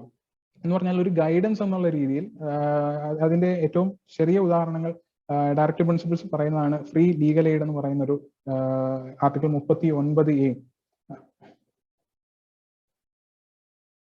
ആർട്ടിക്കിൾ 39A പറയുന്ന ഒരു ഫ്രീ ലീഗൽ എയ്ഡ് എന്ന് പറഞ്ഞൊരു ടോപ്പിക് ഉണ്ട്. സോ അത് ഇൻക്ലൂഡ് ചെയ്തിരിക്കുന്നത് ഡയറക്റ്റീവ് പ്രിൻസിപ്പിൾസ് ഓഫ് സ്റ്റേറ്റ് പോളിസിയിലാണ്. നമുക്കറിയാം ഇന്നത്തെ ഈ ലീഗൽ സാഹചര്യത്തിൽ എല്ലാവർക്കും ഒരേപോലെ തുല്യമായ രീതിയിൽ ലീഗൽ ബെനിഫിറ്റ് അല്ലെങ്കിൽ ലീഗൽ ഇത് കിട്ടണം എന്നുള്ള നിർബന്ധമില്ല. സോ ഒരു കാരണവശാലും രാജ്യത്തെ ഒരു ജനങ്ങൾക്കും അങ്ങനെയുള്ള ഒരു ബുദ്ധിമുട്ട് വരരുത്. അവർക്ക് ഫ്രീ ആയിട്ട് സർക്കാർ ലീഗൽ എയ്ഡ് കൊടുക്കണം എന്നുള്ള ആസ്പെക്ട് അതിനകത്ത് ഇൻക്ലൂഡ് ചെയ്തിട്ടുണ്ട്. സോ പിന്നെ പ്രൊട്ടക്ഷൻ, വൈൽഡ് ലൈഫ് പ്രൊട്ടക്ഷൻ, അതേപോലെ തന്നെ എൻവയൺമെന്റ് പ്രൊട്ടക്ഷൻ, അങ്ങനത്തെ സബ്ജക്ട് എല്ലാം ആഡ് ചെയ്തിരിക്കുന്ന ഒരു പാർട്ടാണ് directive principles of state policy എന്ന് പറയുന്നത്.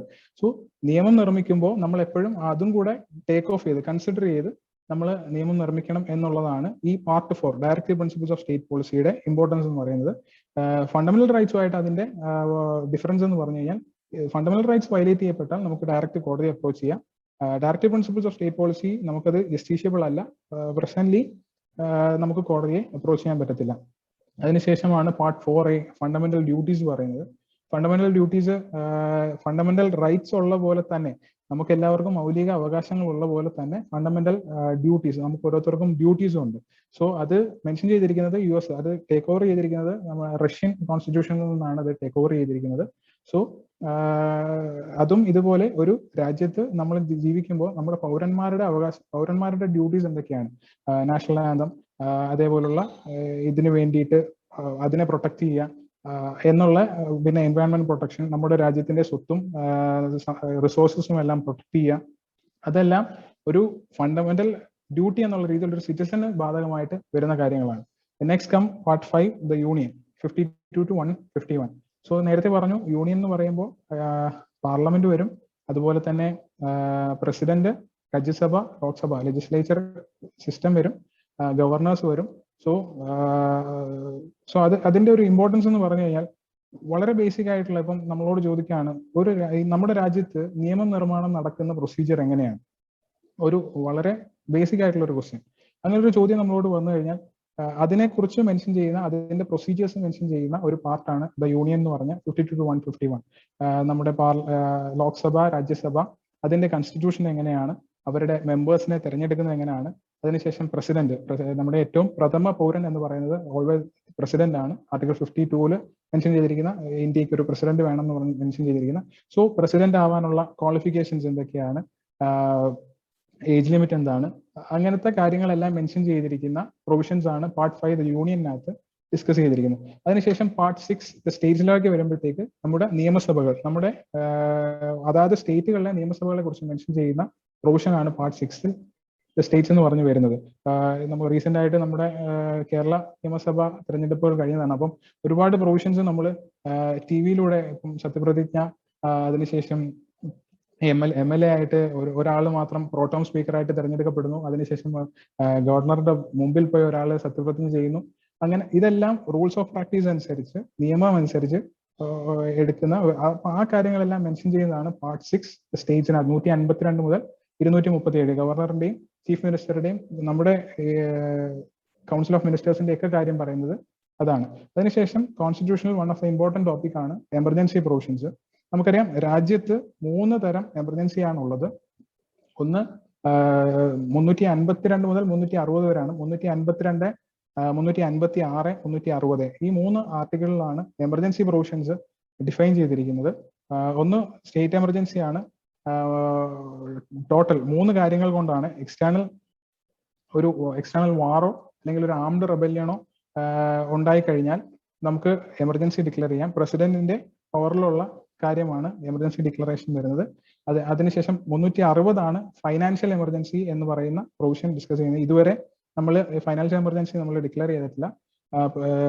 മറ്റ് 352 പറയുന്ന എമർജൻസിയും 360 പറയുന്ന പ്രസിഡന്റ് റൂൾ എന്ന് പറയുന്ന എമർജൻസിയും നമ്മൾ നമ്മുടെ ഈ സ്വാതന്ത്ര്യത്തിന് ശേഷമുള്ള ചരിത്രത്തിൽ നമ്മൾ ചെയ്തിട്ടുണ്ട്.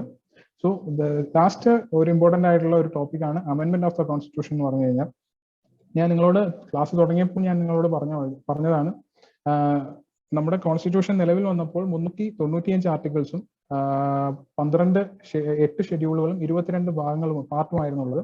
പക്ഷെ അതിനുശേഷം ഇതേപോലെ ഒരു ആൾക്കാരുടെ കൺവീനിയൻസിന് വേണ്ടിയിട്ട്, ആൾക്കാരെ അവരുടെ റൈറ്റ്സ് പ്രൊട്ടക്ട് ചെയ്യാനായിട്ട് പുതിയ കാര്യങ്ങൾ നമ്മൾ അതിലേക്ക് കൊണ്ടുവന്നു. സോ അതെങ്ങനെ അമെൻഡ് ചെയ്യണം എന്നുള്ള കാര്യങ്ങൾ, എങ്ങനെ അമെൻമെന്റ് വരുത്തണം എന്നുള്ള കാര്യങ്ങൾ ഡിസ്കസ് ചെയ്യുന്ന ഒരു പാർട്ടാണ് പാർട്ട് 20 അമെൻമെന്റ് ഓഫ് ദ കോൺസ്റ്റിറ്റ്യൂഷൻ പറയുന്നത്. So these are some of the important topics ആണ്. ഇതൊരു ബേസിക് ആയിട്ടുള്ള ഒരു ഓവർവ്യൂ ആണ്. കോൺസ്റ്റിറ്റ്യൂഷൻ്റെ ഒരു ബേസിക് ആയിട്ടുള്ള ഒരു ഓവർവ്യൂ ആണ്. സോ ബാക്കിയുള്ള ഇതേപോലുള്ള ഇമ്പോർട്ടൻറ്റ് ടോപ്പിക്സ് ഉണ്ട്. അതിന്റെ സ്ട്രക്ചേർഡ് ആയിട്ടുള്ള classes other team of advocates ഇതിന്റെ ഭാഗമായിട്ട് ക്ലാസ് എടുക്കുന്നുണ്ട്. അതല്ലാതെ ഒരു ജനറൽ ഇൻഫർമേഷൻ എന്നുള്ള രീതിയിൽ നിങ്ങൾക്ക് ഒരു ഈ ഒരു ഫീൽഡിൽ നേരത്തെ പറഞ്ഞ പോലെ ഒരു ലോ ആൻഡ് എഞ്ചിനീയറിംഗ് ഫീൽഡ് ഒരുമിച്ച് പോകാൻ ഇപ്പോൾ ഇത് കാണുന്ന കുട്ടികൾ ഓൾമോസ്റ്റ് 4 സെമസ്റ്റർ സ്റ്റുഡൻസ് ആയിരിക്കും. അതല്ലാതെ ഇതുമായി ബന്ധപ്പെട്ട് ആരെങ്കിലും താല്പര്യമുള്ളവർ കുട്ടികളുണ്ടെങ്കിൽ university of petroleum and energy science നമ്മൾ നേരത്തെ പറഞ്ഞ ഇതേപോലുള്ള ലീഗൽ വിങ് എഞ്ചിനീയറിംഗ് ഫീൽഡിലോട്ട് കൊണ്ടുവരുന്നതിന്റെ ഭാഗമായി BTech energy technology plus LLB എന്ന് പറഞ്ഞ് IPR LLB എന്ന് പറഞ്ഞ് university of petroleum and energy science ഒരു കോഴ്സ് പ്രൊവൈഡ് ചെയ്യുന്നുണ്ട്. ഡെറാഡൂണിലാണ് ആ ഇൻസ്റ്റിറ്റ്യൂട്ട്. സോ ഒരു ജനറൽ ഇൻഫർമേഷൻ എന്നുള്ള നിലയിൽ നിങ്ങൾക്ക് പറഞ്ഞു തരുന്നതാണ്. അതേപോലെ തന്നെ ഇന്ത്യയിൽ one of the most technological ഇതായിട്ടുള്ള ഇൻസ്റ്റിറ്റ്യൂട്ട് ആണ് IIT ഖരഗ്പൂർ. അവിടെ LLB പ്രൊവൈഡ് ചെയ്യുന്നുണ്ട്. അവിടെ LLB പ്രൊവൈഡ് ചെയ്യുന്നത് ബാക്കിയുള്ളിടത്തെ പോലെ അല്ല. എഞ്ചിനീയറിംഗ് സ്റ്റുഡൻസിനും മെഡിസിൻ അതിന്റെ എലിജിബിലിറ്റി ക്രൈറ്റീരിയ അതാണ്. First class bachelor degree engineering സ്റ്റുഡൻസിനും മെഡിസിനും അങ്ങനെ ടെക്നിക്കൽ ഫീൽഡിൽ നിന്ന് വരുന്ന ആൾക്കാർക്കാണ് ഈ IIT ഖരഗ്പൂരിൽ ഒരു ഇത് പ്രൊവൈഡ് ചെയ്യുന്നത്. ആർക്കെങ്കിലും ഗുണം ചെയ്യും എന്നുള്ള രീതിയിലാണ്. ആൻഡ് ആസ് എഞ്ചിനീയറിംഗ് സ്റ്റുഡൻസ് നിങ്ങൾക്ക് വേറൊരു ഓപ്പർച്യൂണിറ്റിയും കൂടെ ഉണ്ട്. ഇത് പഠിച്ചു കഴിഞ്ഞാൽ പിന്നീട് ഒരിക്കൽ നിങ്ങളുടെ കോഴ്സ് കഴിഞ്ഞതിന് ശേഷമാണെങ്കിൽ കൂടി ഇത് TKM എഞ്ചിനീയറിംഗ് കോളേജിൽ സിവിൽ എഞ്ചിനീയറിംഗ് ബാച്ചായി പഠിച്ച സാറാണ് ജസ്റ്റിസ് രാജാ വിജയരാഘവൻ. പലർക്കും ഫെമിലിയർ ആയിരിക്കും. ഇന്ന് കേരള ഹൈക്കോടതിയിലെ പെർമനന്റ് ആയിട്ടുള്ള ജഡ്ജിയാണ്. ബിടെക് ഡിഗ്രി കഴിഞ്ഞതിന് ശേഷം LLB കംപ്ലീറ്റ് ആയി പിന്നെ ഈ ലീഗൽ ഫീൽഡിലോട്ട് വന്ന ആളാണ്. സോ ആസ് ജനറൽ ഇൻഫർമേഷൻ നിങ്ങൾക്ക് ഒരു ജനറൽ ഇൻഫർമേഷൻ എന്നുള്ള രീതിയിൽ ഇത് തരുന്നു എന്ന് മാത്രമേ ഉള്ളൂ. These are some of the notable civil servants hail from engineering background. Engineering ബാക്ക്ഗ്രൗണ്ടിൽ നിന്ന് നേരത്തെ ഞാൻ പറഞ്ഞ പോലെ സിവിൽ സർവീസിലേക്ക് കടന്നു വന്ന some of the familiar faces, നമുക്ക് എല്ലാവർക്കും അറിയാവുന്ന കുറച്ച് ഫെമിലിയർ ഫേസസ് ആണ് ഇതെല്ലാം. So then comes the final topic, that is syllabus. ഇതെല്ലാം എന്തിനാണ്? ഒരു എക്സാമിനേഷൻ പോയിന്റ് ഓഫ് വ്യൂവിൽ നിങ്ങളെ ഇത് എങ്ങനെ ഗുണം ചെയ്യും എന്നുള്ള കാര്യത്തിനെ കുറിച്ച് പറയുന്ന ഒരു ഇതാണ് സിലബസ്. സോ നമ്മളിപ്പോൾ മെൻഷൻ ചെയ്ത പല കാര്യങ്ങൾ, ഫണ്ടമെന്റൽ റൈറ്റ്സ് ആയാലും ഡയറക്റ്റീവ് പ്രിൻസിപ്പിൾസ് ആയാലും പ്രിയാമ്പിൾ ആയാലും ടെറിട്ടറി, സിറ്റിസൺഷിപ്പ്, ഇങ്ങനത്തെ കാര്യങ്ങളെല്ലാം ഒരു ബ്രീഫായിട്ടുള്ള ഒരു ഇൻട്രൊഡക്ഷൻ നമ്മൾ തന്നു. ഇതിന്റെ സ്ട്രക്ചേർഡ് ആയിട്ടുള്ള എക്സാമിനേഷൻ പോയിന്റ് ഓഫ് വ്യൂവിലുള്ള ഒരു നോട്ട്സും കാര്യങ്ങളും ക്ലാസ്സും ഷെഡ്യൂൾ ചെയ്യുന്നുണ്ട്. So it will be like നിങ്ങൾ എക്സാമിനേഷൻ പോയിന്റ് ഓഫ് വ്യൂവിൽ നിങ്ങൾക്ക് ഏറ്റവും ബെനിഫിഷ്യൽ ആയിട്ടുള്ള രീതിയിൽ അത് കൊണ്ടുവരാനായിട്ടായിരിക്കും. അപ്പം KTUവിന്റെ ഇപ്പോൾ ഇൻട്രൊഡ്യൂസ് ചെയ്തിരിക്കുന്ന സിലബസ് ആണ് നിങ്ങളുടെ ഈ സ്ക്രീനിൽ കാണുന്നത്, മൊഡ്യൂൾ 1 to മൊഡ്യൂൾ 5. സോ അതിനകത്ത് ഒരു ഡെഫിനിഷൻ, ഹിസ്റ്റോറിക്കൽ ബാക്ക്ഗ്രൗണ്ട്, നമ്മൾ നേരത്തെ പറഞ്ഞ പോലെ കോൺസ്റ്റിറ്റ്യൂന്റ് അസംബ്ലിയുടെ കോൺസ്റ്റിറ്റ്യൂഷന്റെയും ഒരു ഹിസ്റ്റോറിക്കൽ ബാക്ക്ഗ്രൗണ്ട് പറയുന്നുണ്ട്. അതിന്റെ സെയിലിയൻ ഫീച്ചേഴ്സ് എന്തൊക്കെയാണ്, നമ്മുടെ ഇന്ത്യൻ ഭരണഘടനയുടെ ഏറ്റവും പ്രധാനപ്പെട്ട ഫീച്ചേഴ്സ് എന്തൊക്കെയാണെന്നുള്ള കാര്യം മെൻഷൻ ചെയ്യുന്നുണ്ട്. അതിനുശേഷം നേരത്തെ പറഞ്ഞ പോലെ പ്രിയാമ്പിൾ, ടെറിട്ടറി, സിറ്റിസൺഷിപ്പ്, സ്റ്റേറ്റ് രണ്ടാമത്തെ മൊഡ്യൂളിൽ തുടങ്ങുന്ന സ്റ്റേറ്റ് ആണ്. ആർട്ടിക്കിൾ 12 സ്റ്റേറ്റിനെ കുറിച്ച് ഡിഫൈൻ ചെയ്യുന്നുണ്ട്. എന്താണ് സ്റ്റേറ്റ്, അല്ലെങ്കിൽ എന്തൊക്കെയാണ് സ്റ്റേറ്റിന്റെ അണ്ടറിൽ വരുന്നതിനെ കുറിച്ച് പറയുന്നതാണ് സ്റ്റേറ്റ്. ഫണ്ടമെന്റൽ റൈറ്റ്സ് നമ്മൾ പറഞ്ഞു, directive principles of state policy ഉണ്ട്, അതിനുശേഷം ഫണ്ടമെന്റൽ ഡ്യൂട്ടീസ് ഉണ്ട്. നേരത്തെ പറഞ്ഞ പോലെ മൊഡ്യൂൾ 3 ഡിസ്കസ് ചെയ്യുന്നത് മിഷനറി ഓഫ് യൂണിയൻ ഗവൺമെന്റ് ആണ്. യൂണിയൻ ഗവൺമെന്റ് എങ്ങനെയാണ് വർക്ക് ചെയ്യുന്നത്, ബേസിക് ആയിട്ടുള്ള പ്രസിഡന്റ് അല്ലെങ്കിൽ രാജ്യസഭ, ലോക്സഭ മെമ്പേഴ്സ്, അവരുടെ സീറ്റ് കപ്പാസിറ്റി എത്രയാണ്, എങ്ങനെയാണ് അവരെയൊക്കെ തിരഞ്ഞെടുക്കുന്നത്, അങ്ങനത്തെ ബേസിക് ആയിട്ടുള്ള പ്രൊവിഷൻസ് ഇൻക്ലൂഡ് ചെയ്യുന്നതാണ് module 3. Module 4 government missionaries in the States എന്നുള്ള ടോപ്പിക്കാണ്, നമ്മുടെ നിയമസഭയെ കുറിച്ചുള്ള ടോപ്പിക്. അതിനുശേഷം module 5 last topic, federal system, statutory institution, miscellaneous provisions. നേരത്തെ നമ്മൾ സൂചിപ്പിച്ച പോലെ എമർജൻസി പ്രൊവിഷൻസും അതേപോലുള്ള മിസ്ലേനിയസ് ആയിട്ടുള്ള പ്രൊവിഷൻസ് എല്ലാം ഡിസ്കസ് ചെയ്യുന്നതാണ് മൊഡ്യൂൾ 5. സോ ഇതെന്ന് പറഞ്ഞു കഴിഞ്ഞാൽ ആസ് എ എഞ്ചിനീയറിംഗ് സ്റ്റുഡന്റ് നിങ്ങൾക്കൊരു ബെറ്റർ ഓപ്പർച്യൂണിറ്റി കിട്ടുകയാണ്. എന്ന് പറഞ്ഞു കഴിഞ്ഞാൽ രാജ്യത്തെ ഏറ്റവും പരമോന്നതമായ നിയമത്തെക്കുറിച്ച് അറിയാനും അതിനെക്കുറിച്ചുള്ള ഒരു അവയർനെസ് നേടാനുമുള്ള ഒരു ബിഗ് ഓപ്പർച്യൂണിറ്റി നിങ്ങൾക്ക് കിട്ടുകയാണ്. എക്സാമിനേഷൻ പോയിന്റ് ഓഫ് വ്യൂവിൽ എന്തായാലും നമുക്ക് ഈ കാര്യം പഠിക്കണം. പക്ഷെ കോർ സബ്ജക്ട് അല്ലാത്തത് കൊണ്ട് തന്നെ പലരും അതിനോട് എത്രത്തോളം ഡെഡിക്കേറ്റഡ് ആയിട്ട് ഈ കാര്യങ്ങളെ കുറിച്ച് അറിയാനുള്ള ഒരു ശ്രമം നടത്തുന്നുള്ള കാര്യം സംശയമാണ്. സോ അതുകൊണ്ടാണ് കോൺസ്റ്റിറ്റ്യൂഷണൽ അവയർനെസ് എന്നുള്ള ഒരു പ്രോഗ്രാം നമ്മളിങ്ങനെ ഡെവലപ്പ് ചെയ്ത് ചെയ്യുന്നത്. As A part of advocates നമ്മൾ ഈ ഒരു നിയമം, അല്ലെങ്കിൽ ഏറ്റവും ബേസിക് ആയിട്ടുള്ള നിയമമാണ് ഇന്ത്യൻ ഭരണഘടന. അപ്പം അത് ജനങ്ങളിലേക്ക് എത്തിക്കാനുള്ള ഒരു provision as a group of advocates we are doing. So അതിന്റെ ഭാഗമായിട്ടാണ് KTU ഇങ്ങനത്തെ ഒരു പുതിയ സിലബസ് ഇൻക്ലൂഡ് ചെയ്തപ്പോൾ we should address this concern. കുട്ടികൾ പറഞ്ഞു ഇതേപോലുള്ള ഒരു ഇൻട്രൊഡക്ഷൻ ഓഫ് ദ കോൺസ്റ്റിറ്റ്യൂഷൻ വന്നിട്ടുണ്ട്. അപ്പം അതിനെക്കുറിച്ചുള്ള ബേസിക് കാര്യങ്ങളും എല്ലാം പറയാനായിട്ടാണ് ഈ ഒരു സെഷൻ അറേഞ്ച് ചെയ്തത്, ഓർഗനൈസ് ചെയ്തത്. സിലബസിന്റെ കണ്ടന്റ്സും കാര്യങ്ങളും എല്ലാം മൊഡ്യൂൾ 1 to മൊഡ്യൂൾ 5 ലെക്ചറിന്റെ ഇതും ഇതിനകത്ത് കൊടുത്തിട്ടുണ്ട്. So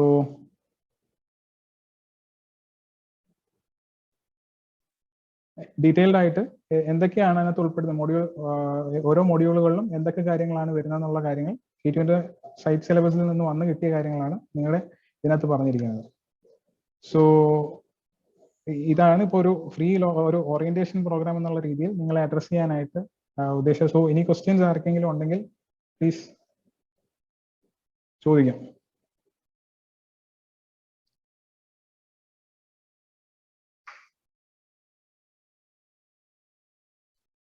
Sahal?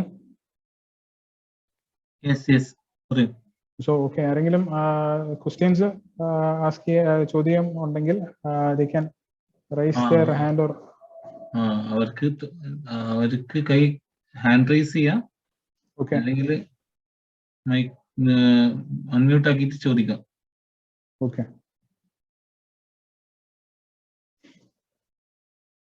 any participants?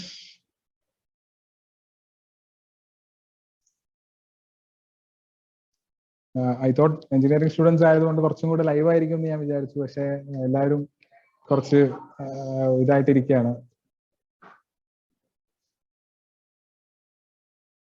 Any doubts regarding the topic or any doubts regarding the syllabus? Hello sir, good morning. Good morning, good morning. Sir, എൻ്റെ പേര് ദൃശ്യ, ഞാൻ TKM കോളേജിലാണ് പഠിക്കുന്നത്. Okay. സർ, എനിക്കൊരു ഡൗട്ട് തോന്നിയത് ഈ ഈക്വൽ പ്രൊട്ടക്ഷൻ ഓഫ് ലോസിന്റെ കീഴിലെ among equals the law should be equal and equally administered എന്ന കിടക്കുന്നത്. അതെന്താ among equals എന്ന് ഉദ്ദേശിക്കുന്നത്? അപ്പോ എല്ലാരെയും അല്ലേ അത് കൺസിഡർ ചെയ്യുന്നത്, അതോ ഏതെങ്കിലും ഒരു ഡിഫറൻസ് വരുന്നുണ്ടോ? Good question. മെൻഷൻ ചെയ്യാതെ പോയൊരു ഫാക്ട് ആണ് അത്. പറയുന്നതെന്ന് പറഞ്ഞു കഴിഞ്ഞാൽ ഈക്വൽ പ്രൊട്ടക്ഷൻ ബിഫോർ ലോ ആദ്യം പറഞ്ഞതിന് ശേഷം രണ്ടാമത് ഇക്വാളിറ്റി പറയുന്നത് പറഞ്ഞു കഴിഞ്ഞാൽ equals should be protected. Equals should be protected equally എന്നാണ് പറയുന്നത്. എന്ന് പറഞ്ഞു കഴിഞ്ഞാൽ എല്ലാവരും ഒരേപോലെയുള്ള ചുറ്റുപാടിൽ നിന്ന് വരുന്ന ആൾക്കാരല്ല. പലർക്കും റെപ്രസെന്റേഷൻ അതേപോലുള്ള വിഷയങ്ങളിൽ ബാക്ക്വേർഡ് ആയിട്ടുള്ള ആൾക്കാർ പലരും ഉണ്ടാവും.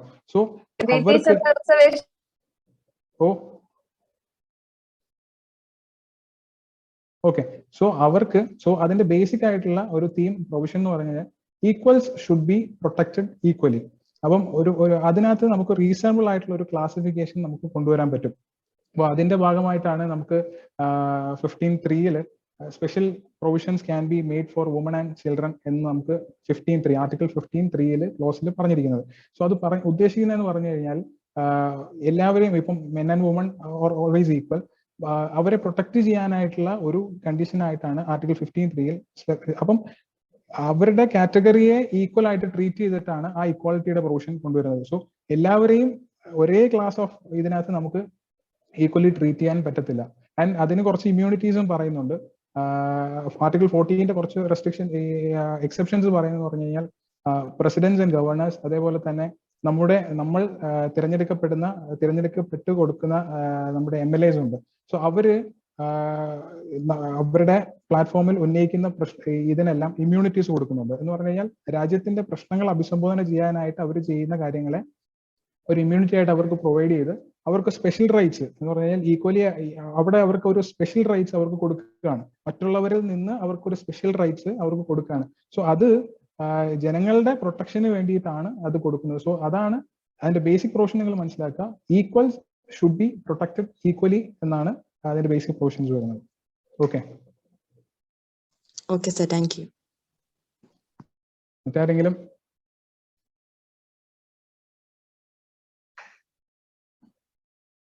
സോ മറ്റാരും ഡൗട്ടില്ല എന്ന് കരുതുന്നു. സോ ഒരു feedback form it will B comment ബോക്സിൽ ഉണ്ടാവും. ക്ലാസ്സിനെ കുറിച്ചുള്ള ഒരു സജഷൻസ് നിങ്ങൾ തരണം. ബിക്കോസ് ദിസ് ഒരു ഇനിഷ്യേറ്റീവ് ആണ്, ഞങ്ങളുടെ ഒരു ഇനിഷ്യേറ്റീവ് ആണ്. We are group of advocates ആണ്. നേരത്തെ നിങ്ങളുടെ സ്ലൈഡിൽ കാണിച്ചതുപോലെ തന്നെ maintenance of welfare of parents act, അതേപോലുള്ള കൺസ്യൂമർ പ്രൊട്ടക്ഷൻസ്, അതേപോലുള്ള ഫ്രീ ലീഗൽ എയ്ഡ് അങ്ങനത്തെ പ്രവർത്തനങ്ങളെല്ലാം ആസ് എ ഒരു സോഷ്യൽ മോട്ടീവ് എന്നുള്ള രീതിയിൽ ഞങ്ങൾ അഡ്രസ്സ് ചെയ്ത് ചെയ്യുന്നതാണ്. സോ അതിന്റെ ഭാഗമായിട്ടാണ് കോൺസ്റ്റിറ്റ്യൂഷണൽ അവയർനെസ് എന്നുള്ള ഒരു ജനങ്ങളെ നിയമത്താൽ ബോധവൽക്കരിക്കുക അല്ലെങ്കിൽ നിയമത്തിന്റെ അടിസ്ഥാനം മനസ്സിലാക്കി കൊടുക്കുക, അവർക്ക് അവരുടെ റൈറ്റ്സ് മനസ്സിലാക്കി കൊടുക്കുക എന്നുള്ള ഒരു ഇനിഷ്യേറ്റീവിന്റെ ഭാഗമായിട്ടാണ്.